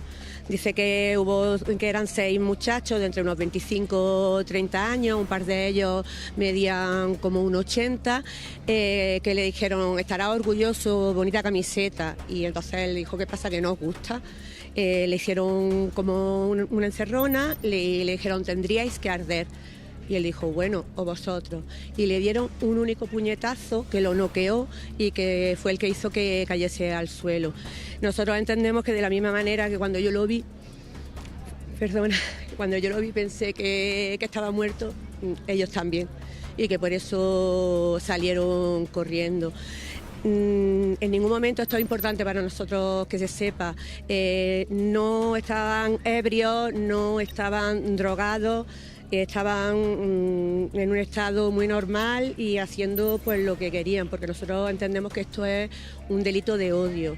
Y además, aunque no podemos decir que hayan sido las mismas personas, sí es cierto que en unas calles cercanas el domingo amanecieron pintadas de esvástica, de Heil Hitler, con el número 88 y firmas de Curva Sur, que es un grupo ultra de fútbol granadino. ¿No? Sí. Bueno, pues nada, yo esperemos, supongo que vais a denunciar por un delito de odio. Esperamos que Pablo se recupere pronto y que este episodio no se vuelva a repetir. Alejandra, muchas gracias. Esperemos, muchas gracias a ti.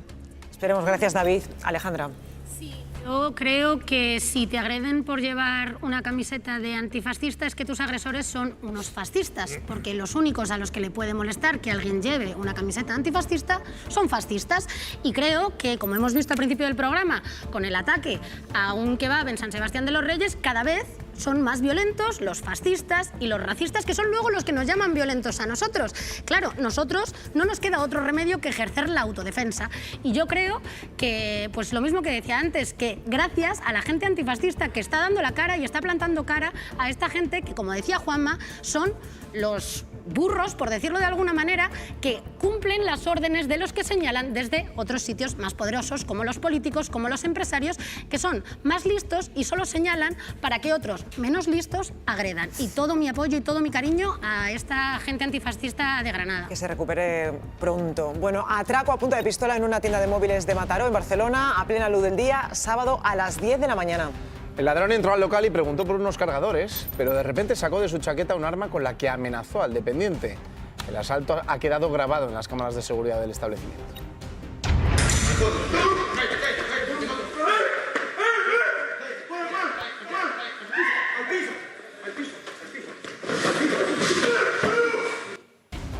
Bueno, una escena más propia de una película que de la vida normal en un comercio de Mataró. Los Mossos ya analizan cada fotograma de esa secuencia para dar con el atracador. Mataró, 10 de la mañana. En una tienda del centro entra este chico con abrigo, gorra y una mascarilla. Ha dejado esta maleta verde en medio de la tienda. El hombre le hace una consulta al trabajador y antes de que el profesional pueda responder, saca una pistola.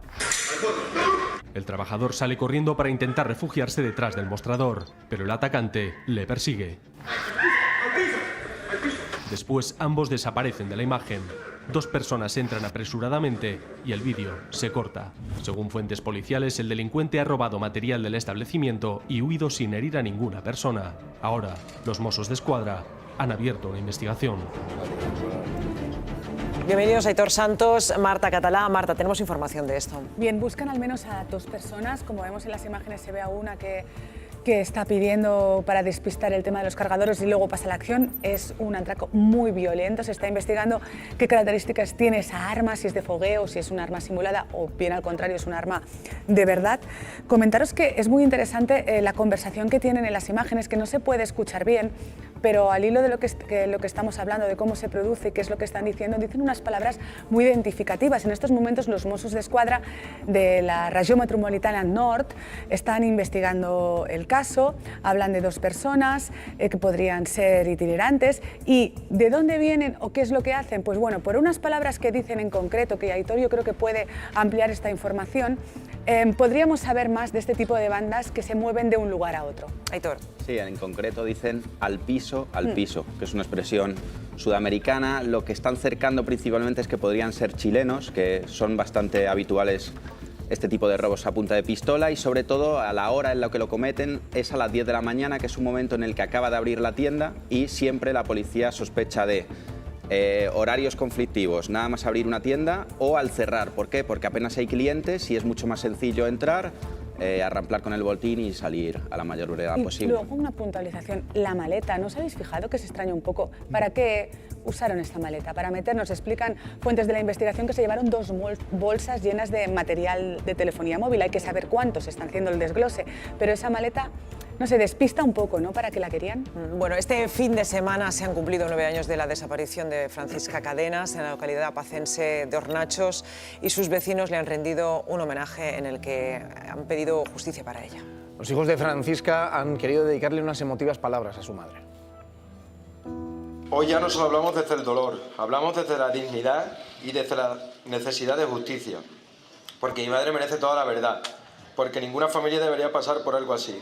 Y porque una madre jamás muere mientras sus hijos sigan pronunciando su nombre. Por ti, madre, por todo lo que fuiste, por todo el amor que nos diste y porque mientras nosotros vivamos, tú jamás desaparecerás. Muchas gracias. Este es el primer aniversario de su desaparición en el que al fin se sabe cuál fue el trágico final de Francisca y los vecinos de Hornachos y la familia han reconocido la labor tanto de la Guardia Civil como de la UCO. Además, el alcalde de la localidad ha entregado a la familia de Francisca el escudo de oro de la villa de parte de todo el municipio por su constante ejemplo de lucha y fortaleza. 9 años después de la desaparición de Francisca Cadenas, el pueblo de Hornachos vuelve a tomar las calles para reivindicar justicia para su vecina. Son los mismos vecinos que llevan años al lado de la familia Cadenas, convencidos de que la resolución del caso está cada vez más cerca.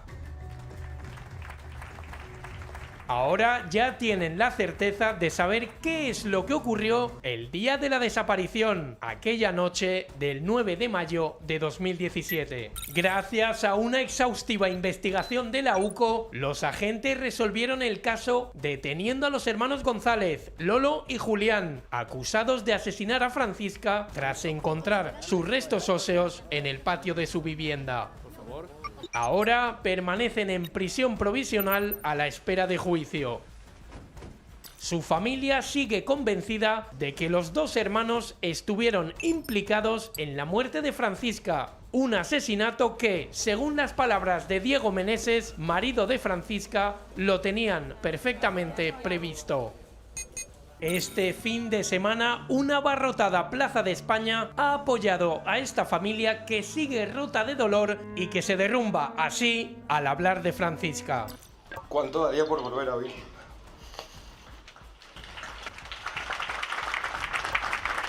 Los hijos de Francisca han recordado a su madre visiblemente emocionados, pero unidos ante el dolor. Su recuerdo es dolor, pero también es unión, dignidad, amor y esperanza. ¿Cuánto dolor deja tu ausencia y cuánto amor sigue dejando tu recuerdo? La travesía Francisca Cadenas, el pasaje donde se le vio por última vez y que ahora lleva su nombre, está repleta de ramos de flores y velas en homenaje a una vecina muy querida en el pueblo. Un municipio que ha entregado a la familia el escudo de oro de la villa de Hornachos, ejemplo de la dignidad y la lucha que la familia Meneses Cadenas ha dado a toda España.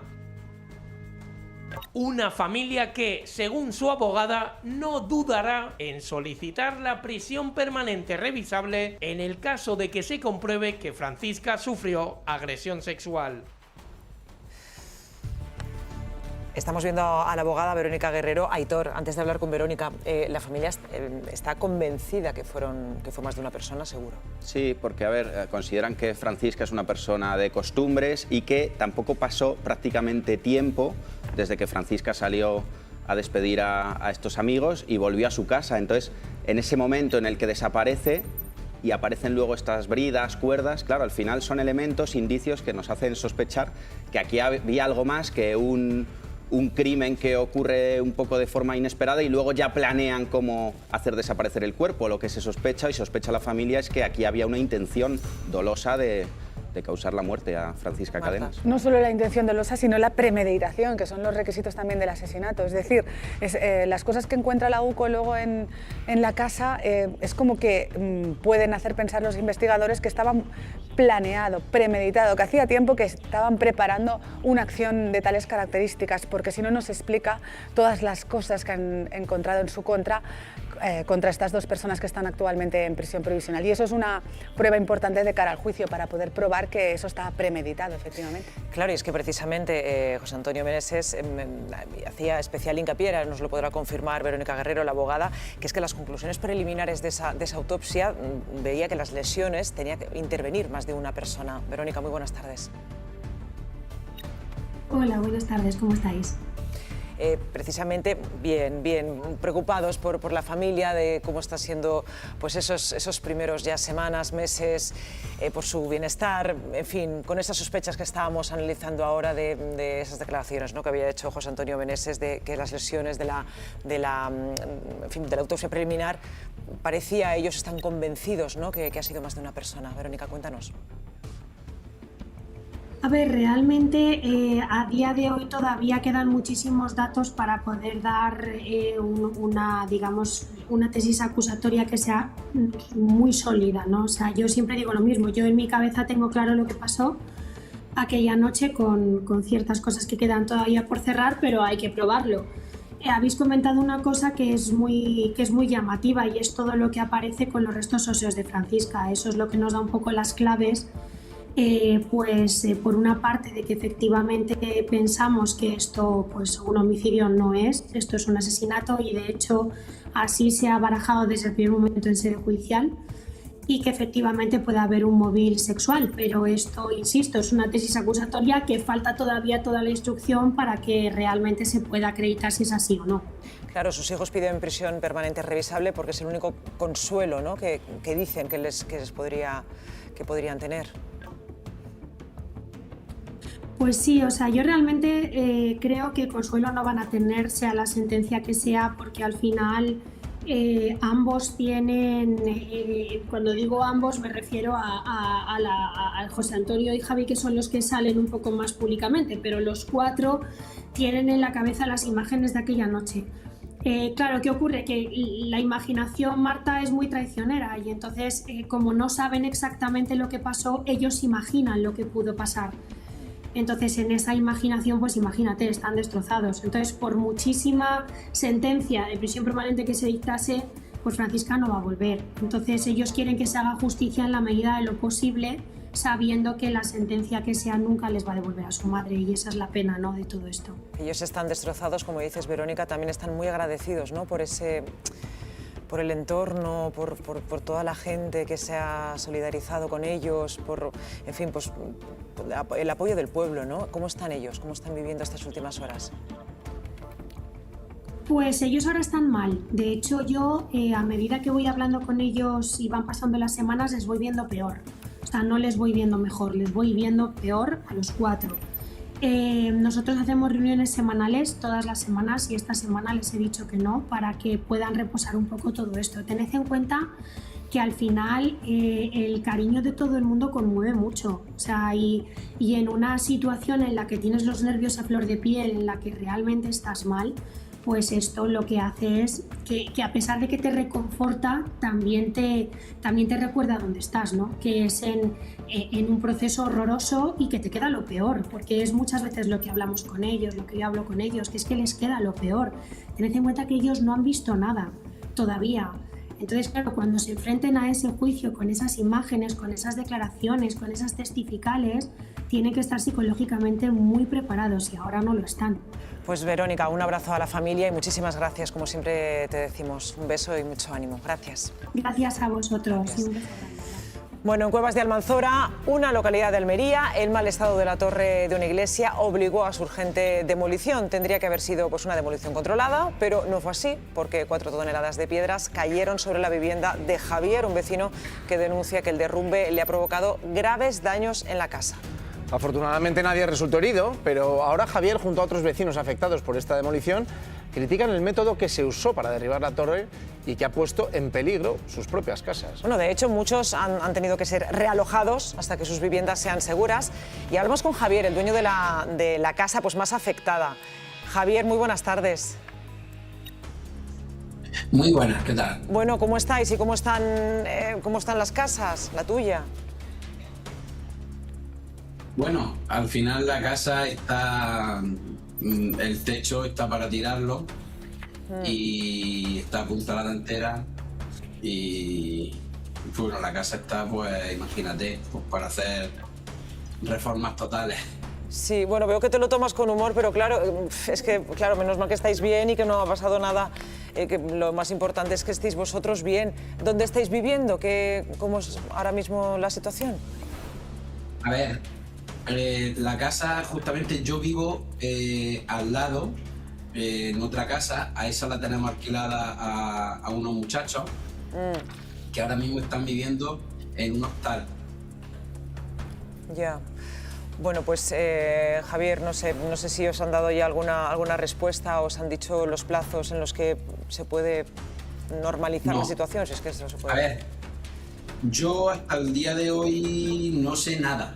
De hecho, una de las cosas que esta mañana mismo hablaba con compañeros que me preguntaban de ustedes, me preguntan, dice, ¿cuándo se va a arreglar? Digo, pues no lo sé, porque hasta el día de hoy nadie se ha puesto en contacto conmigo para decirme si van a empezar las obras, si no.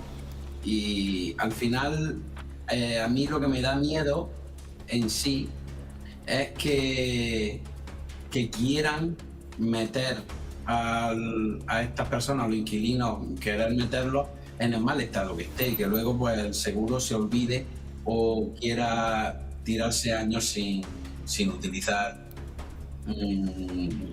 o sea, sin hacer la obra. Bueno, pues estaremos pendientes, Javier. Un abrazo muy fuerte. Gracias. Nada. Gracias.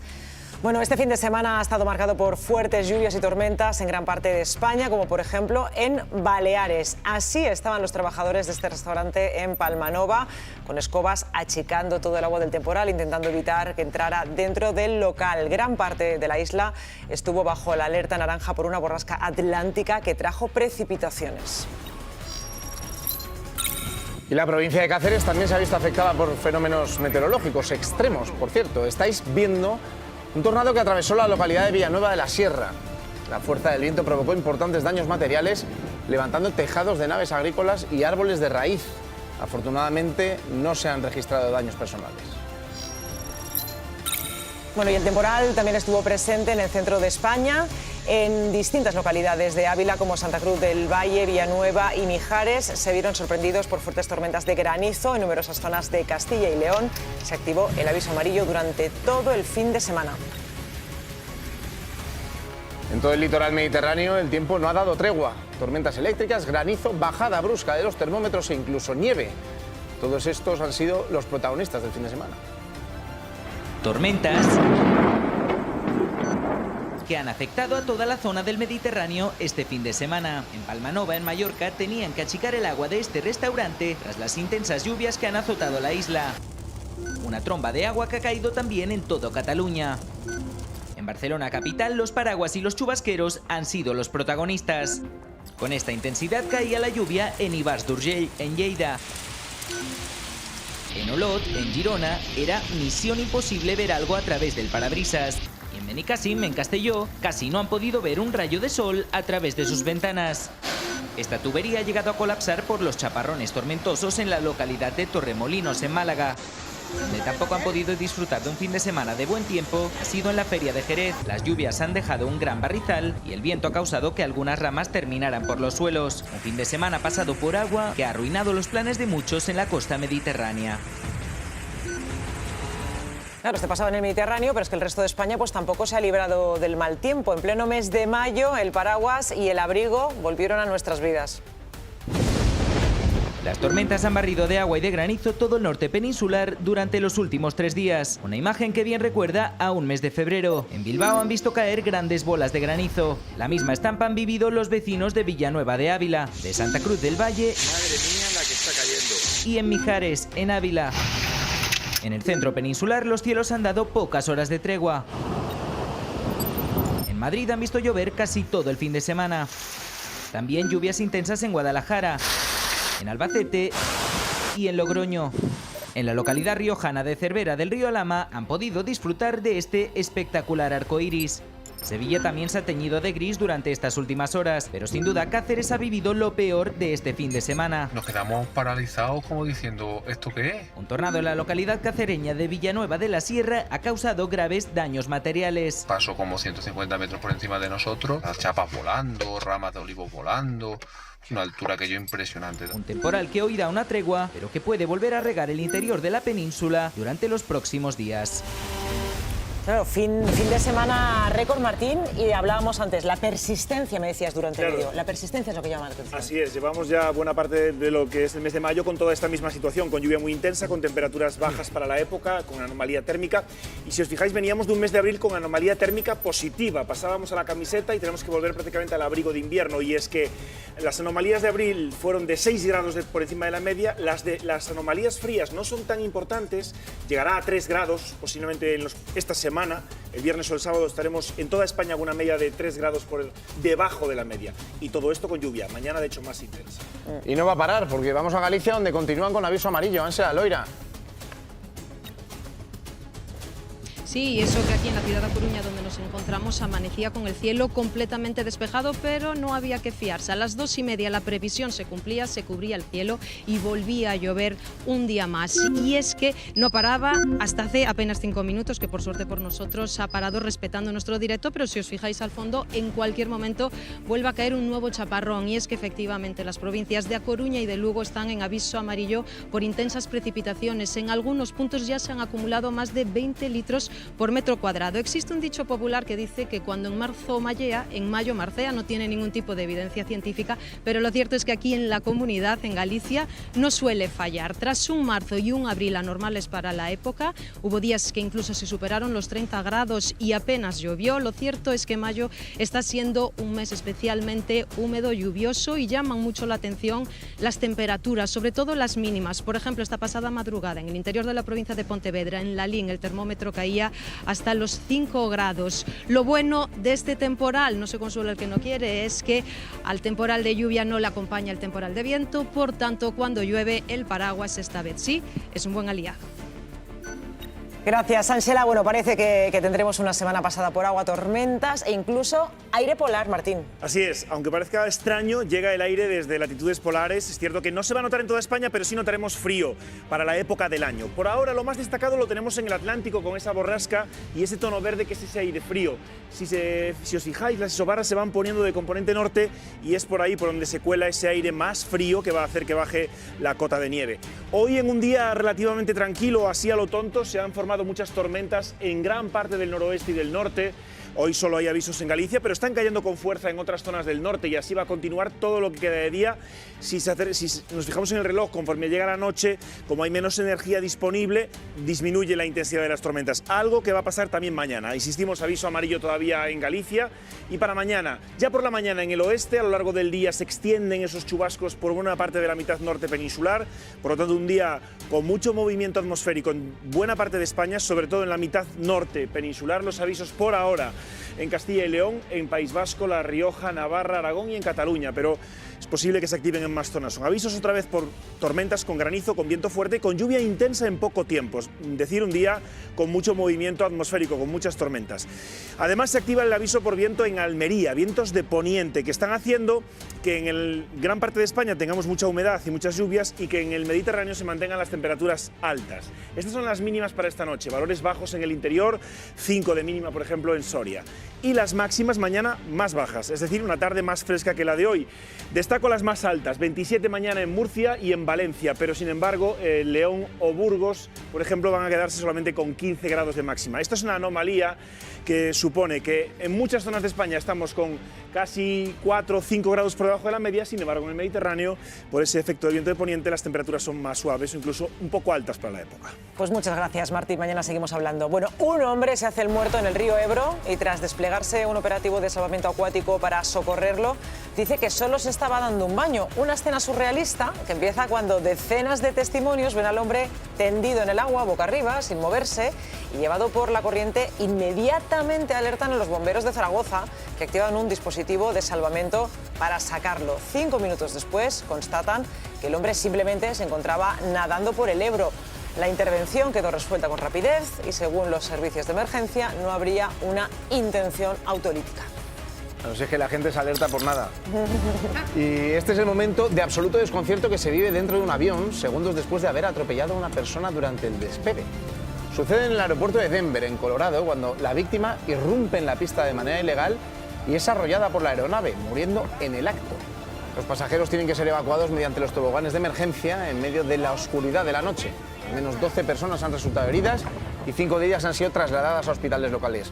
Ahora las investigaciones se centran en esclarecer cómo la víctima logró vulnerar el perímetro de seguridad. Bueno, y peligroso el rescate de 2 personas en un velero antes de que se estrelle contra las rocas. Sucede en Mataró, en Barcelona, cuando la embarcación queda encallada al verse superada por el fortísimo viento y el mal estado del mar. El barco acaba destrozado y empotrado contra las rocas del dique del puerto. Hasta 8 dotaciones de bomberos y otros servicios de emergencia han tenido que desplazarse hasta el lugar de los hechos. A pesar de los momentos de tensión, nadie ha resultado herido. Y estas imágenes que nos llegan desde Roma parecen una broma, pero no lo son. Es un individuo que se lanza de cabeza, como si estuviera en una piscina, en la Fontana de Trevi. Después del chapuzón, camina por la fuente con semblante orgulloso y sigue lanzándose de cabeza a pesar de la limitada profundidad de la fuente.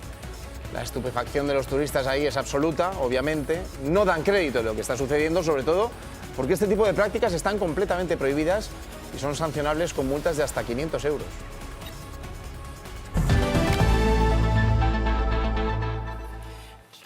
Bueno, el pan, la pasta, el arroz, parece que los hidratos de carbono se han convertido en el enemigo público número 1. Cada vez más personas los eliminan de su dieta porque creen que así adelgazarán más rápido o estarán más sanos.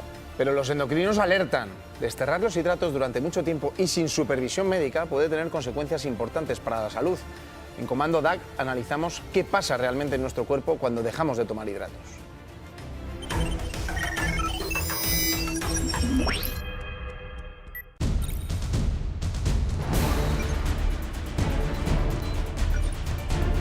¿Qué son los hidratos de carbono? Los hidratos de carbono son la energía que necesitamos para el día a día.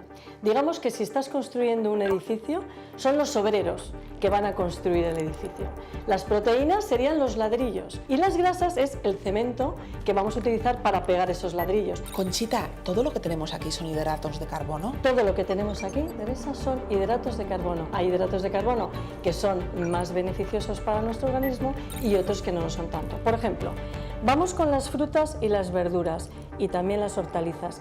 Esta bandeja para mí, aquí, sería una de mis preferidas como aporte de hidratos de carbono. Verduras y hortalizas que serían batata, patata, zanahoria, remolacha, etc. Tenemos los hidratos de carbono en forma de harinas integrales. ¿Serían estos? En forma de pasta o en forma de pan. Las legumbres también. También son hidratos de carbono. ¿Cuáles son los hidratos de carbono que mejor ni mirarlos? Bollería industrial, azúcar blanco, harinas blancas en exceso y todo lo que esté procesado, todo el alimento listo para comer o listo para cocinar.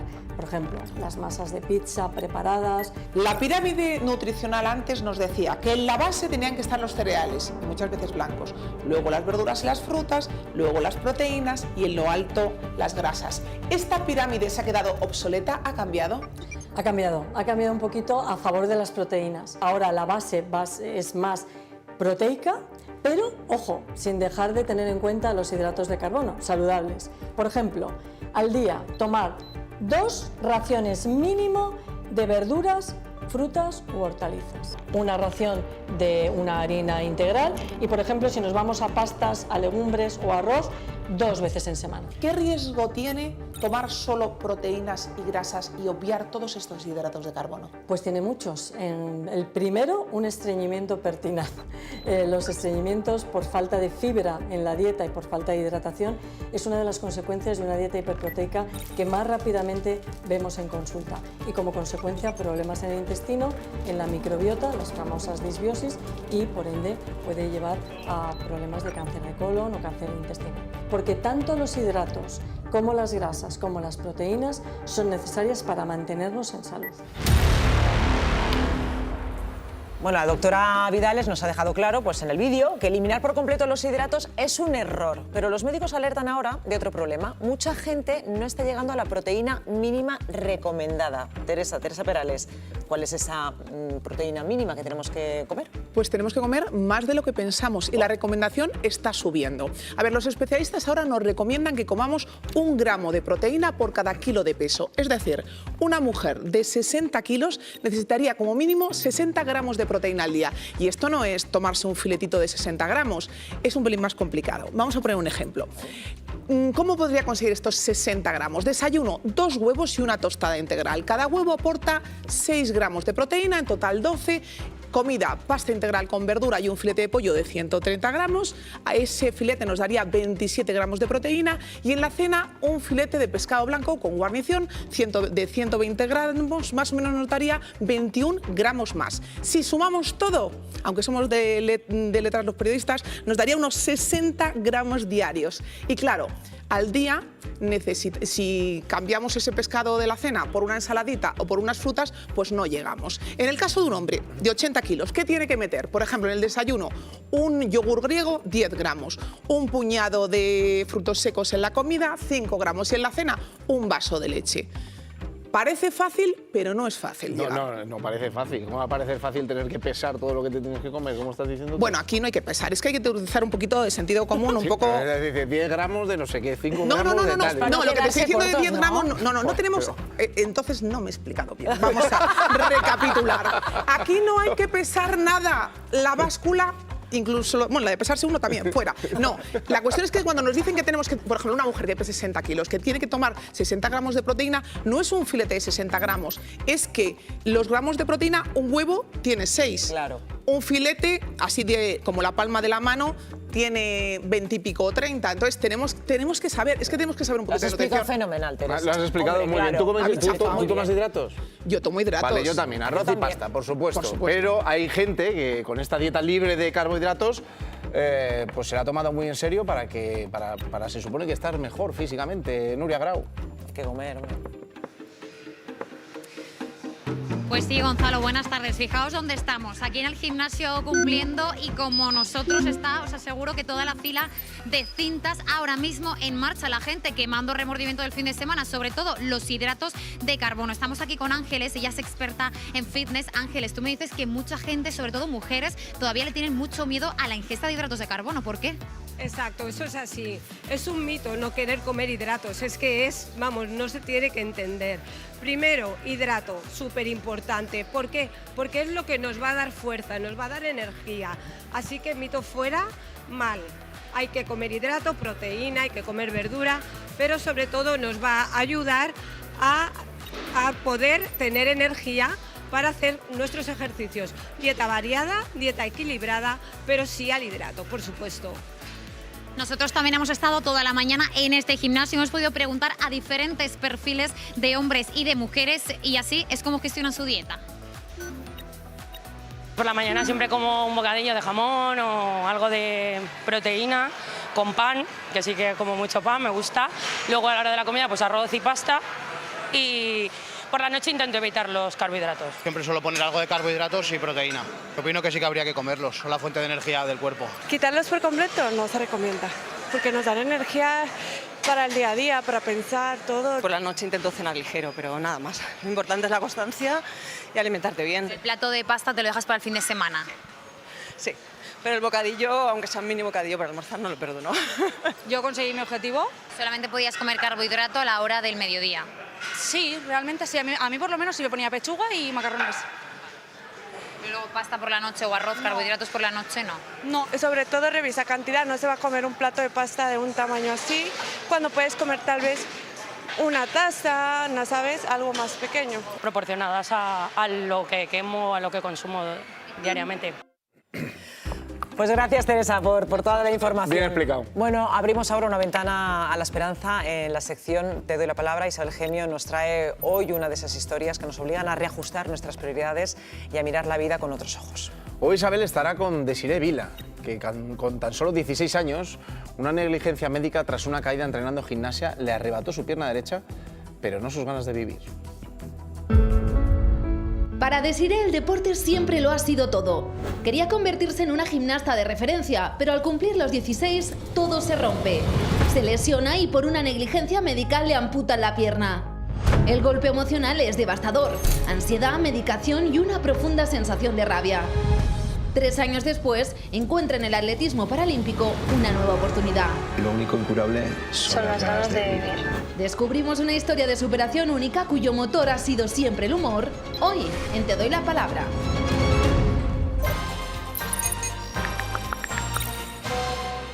Pues aquí estoy, acompañada de esta belleza, además, porque es guapísima, con unos ojos que impresionan. ¿Cómo estás? Muy Bienvenida. Bien, muchas gracias. Bueno, tenía muchas ganas de conocerte porque estuvo en la radio el Langui, el director del documental que tú protagonizas, Ganas de vivir, y me estuvo hablando de ti y dije, esa mujer, por favor, hay que conocerla, ¿no? Pues porque mira, habla ya... con una admiración de ti realmente y con todo lo que ha vivido grabando el documental contigo. Eso te iba a decir, que han sido muchos días de rodaje, luego toda la promoción, hemos estado en diferentes festivales, entonces el pobre, para bien o para mal, me conoce ya de sobra. Bueno, ¿y cómo ha sido tu experiencia, el abrirte, el tener que contar, recordar todo lo que te pasó? Pues fue un proyecto, la verdad, al que le tenía mucho respeto, porque es verdad que yo sí estoy acostumbrada a hablar del accidente, de lo que me pasó con 16 años cuando me amputaron la pierna a raíz de una lesión deportiva haciendo gimnasia, pero en el documental pues aparece mi entorno, mis padres, mi familia, mis amigos, personas que, bueno, pues que quizás no lo tenían tan trabajado, ¿no? Y entonces ver todas esas emociones que afloran, el cómo ellos lo llevaron, los miedos que tenían, bueno, eso quizás ha sido la parte más difícil, pero también más bonita, porque también me ha hecho comprender y entender que cuando te pasa algo así, no solo te pasa a ti, sino que el protagonista también es el entorno. Claro, y a tus padres, imagínate, ¿no? Sí. Con 16 años, de repente supongo, a ver, y para una joven, para un adolescente que su vida es eso, deporte, vivir, ilusiones, y de repente, ¿qué pasa por tu cabeza cuando te dicen hay que amputar? Pues mira, es que la edad además era muy crítica. Yo tenía 16 años y creo que ya de por sí en la adolescencia tenemos muchas inseguridades, muchos miedos. Cuando eres deportista tienes como una concepción de tu cuerpo muy importante, te gusta pues verte bien, y claro, pues verte al espejo sin una pierna y con muletas, o ya pues más adelante con una prótesis de metal. Ahora la tengo toda bonita de brilli brilli. Bueno, me encanta.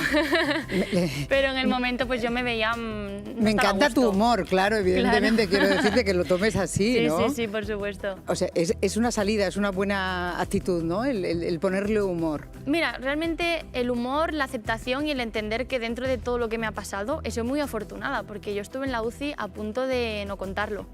Entonces, la vida, quieras o no, me ha dado una segunda oportunidad. Tener una discapacidad no es fácil, pero yo con mi prótesis la verdad es que tengo mucha independencia, mucha autonomía, y sobre todo que he vuelto al deporte. Eso es lo que me ha devuelto esa pasión. Que el deporte te quita en un momento determinado la posibilidad, creías tú, ¿no?, de poder seguir corriendo, y luego, gracias a la tecnología, Desiree, vuelves a correr y vuelves a competir. Efectivamente, gracias a la tecnología, gracias a los profesionales que me acompañaron, pues psicólogos, la importancia de la salud mental.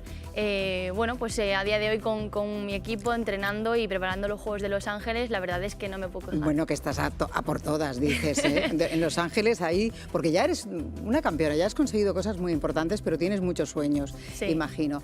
Decías, cuando pasaste momentos, la UCI, momentos muy difíciles, ¿no? ¿Estás convencida que fue por una negligencia médica o por varias? Bueno, no es que esté convencida, es que tuvimos un juicio y hay una sentencia. Entonces, sí, efectivamente, cuando me rompo la tibia y el peroné, se olvidan de hacerme una resonancia en la que tendrían que haber detectado que la arteria estaba obstruida, con lo cual no corría sangre por la pierna. Al día siguiente me bajan a quirófano y era demasiado tarde, la pierna estaba necrosada, y aún así esperan 2 días más hasta que me trasladan a otro hospital y hacen la amputación. Entonces ahí mi vida corría peligro, porque la infección de la necrosis empezó a actuar sobre mis órganos vitales y, pues como te decía, casi no lo cuento.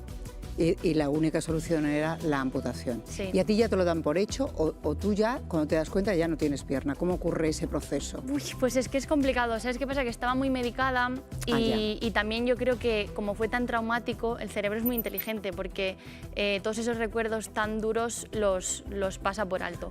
Yo realmente los recuerdos que tengo en el hospital son bonitos. Tengo recuerdos de las enfermeras que me trataron con tantísimo cariño, como si fuera su hija, su niña, de toda la gente que me visitó en el hospital. Ahí te das cuenta de cuántas personas te quieren y te animan, y luego pues de mis compañeros de clase, de mis compañeros de entrenamiento. O sea, que lo recuerdo, a pesar del dolor de bueno, pues una situación tan complicada, lo recuerdo pues muy acompañada y muy arropada por toda esa gente. Porque imagino que el dolor físico era importante, vivías con mucha medicación, pero ¿y el impacto psicológico? Claro. El dolor emocional ese lleva más tiempo, desde luego. Al final, pues en el documental hablamos un poco del proceso y de que yo viví pues un TCA, un trastorno de la alimentación. Pues tuve incluso momentos de flaqueza, ¿no?, en las que no quería seguir adelante. Entonces, bueno, pues yo creo que... ¿Qué quieres decir con no seguir adelante? Bueno, que es que hay momentos en los que lo ves todo tan oscuro y cuesta mucho salir de ahí. Y por eso, repito, ¿Estabas en una depresión entonces? Sí. Es decir, que no veías salida, que no te veías tú en la vida. Es que, ¿sabes qué pasa? Que yo estaba acostumbrada a competir. Yo trabajé en un circo, por cierto, que fue mi primer contrato laboral. Qué maravilla. Entonces, de repente, mi vida cambia por completo. De la noche a la mañana tengo que ir a rehabilitación a aprender a caminar, cuando yo venía de hacer acrobacias y competiciones internacionales. Entonces, yo creo que para cualquier persona es duro, y también, precisamente con esa edad, creo que incluso mucho más lo llevas difícil, peor. pero si ya la adolescencia es intensa, Sí. ¿no? Sin tener grandes Sí, problemas, sí, ¿verdad? sí, desde Imagínate luego. ante... ¿Pero qué te ha enseñado entonces, Desiree, todo ese proceso de dolor, de aceptación? Pues mira, me ha enseñado a relativizar, porque yo creo que a lo largo de estos años me he dado cuenta de que todos, de alguna forma, en mayor o menor medida, vivimos situaciones difíciles, ¿vale? Cualquier persona con la que tú te encuentres, pues ha vivido o está viviendo procesos complicados, ya sea a nivel familiar, laboral, enfermedades, o sea, ¿quién no ha vivido situaciones complicadas en su vida, ¿no? Entonces, yo creo que también te ayuda a entender más al ser humano, a acompañar más esa vulnerabilidad que todos tenemos, y bueno, y luego disfrutar más de las cosas bonitas. Los momentos felices yo creo que los vivo con más intensidad y como oportunidades. Entonces, yo creo que es eso, el ver el cambio como una oportunidad. No me extraña que quieras contar tu historia, porque lo que transmites para todos aquellos jóvenes que tienen sus motivos, Sí, sí, que no hay desde que luego. restarles importancia, ¿no? a lo que tengan, pero que no tienen cosas así tan gordas, pues eres realmente un estímulo y un ejemplo. No sé, das conferencias, tratas aparte del documental de Sí. Ganas de Vivir, que desde luego lo recomendamos a todos, porque es como un chute de energía y de optimismo, ¿no? Bueno, pues la verdad es que en estos años he tenido pues muchas oportunidades. He estado también recientemente en Top Chef, aquí en Televisión Española, y yo creo que pues darle la visibilidad es importante, porque muchas personas cuando ven la tele, cuando ven la televisión pública y se sienten identificados y entienden que hay más tipos de cuerpos, que no siempre el cuerpo normativo, ¿no? Que también se puede vivir con una prótesis, con una silla de ruedas, con una discapacidad intelectual, es importante para vernos reflejados. Desiree, pero es un mundo en el que no se imagina nunca nadie. Claro, pero el le mundo puede de la pasar a cualquiera. discapacidad o de cualquier problema como el que tú has tenido se ve siempre como algo muy lejano.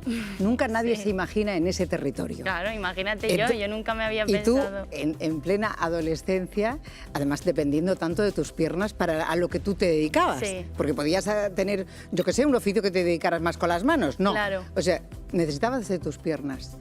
Pues Pero- mira, pues ahí te das cuenta de lo vulnerables que somos y que nadie está exento de que le pasen este tipo de cosas. Y hablas mucho, dices en el documental, de la aceptación de tu cuerpo. Sí. Es decir, ¿qué mensaje le darías ahora a los jóvenes, a las chicas jóvenes que valoran tanto lo del físico, que las redes están de que todo el mundo tiene que tener un cuerpo idealísimo y delgadísimo y maravillosísimo? ¿Qué le dirías, Desiree? Bueno, pues que al final lo importante está aquí. Al final lo importante es lo que transmitimos. El cuerpo de todos vamos a envejecer, todos vamos a cambiar nuestro físico, y lo que realmente perdura es lo que uno transmite y lo que impacta en la vida de los demás de manera positiva. Nosotros la pierna amputada la enterramos, siempre digo que tengo un pie en la tumba, fue una manera de cerrar una etapa. Y... Se han reído, ¿no? Ya se llevan una sonrisa esta tarde Claro que de sí. esta chica, qué maravilla. Y entonces, pues nada, y la pierna nueva que me han puesto, tengo la suerte de poder tunearla, de poder cambiarla ¿Y a cuánto de color. puedes correr con eso? No, para correr realmente utilizo otra, que es una ballesta, que es de fibra de carbono.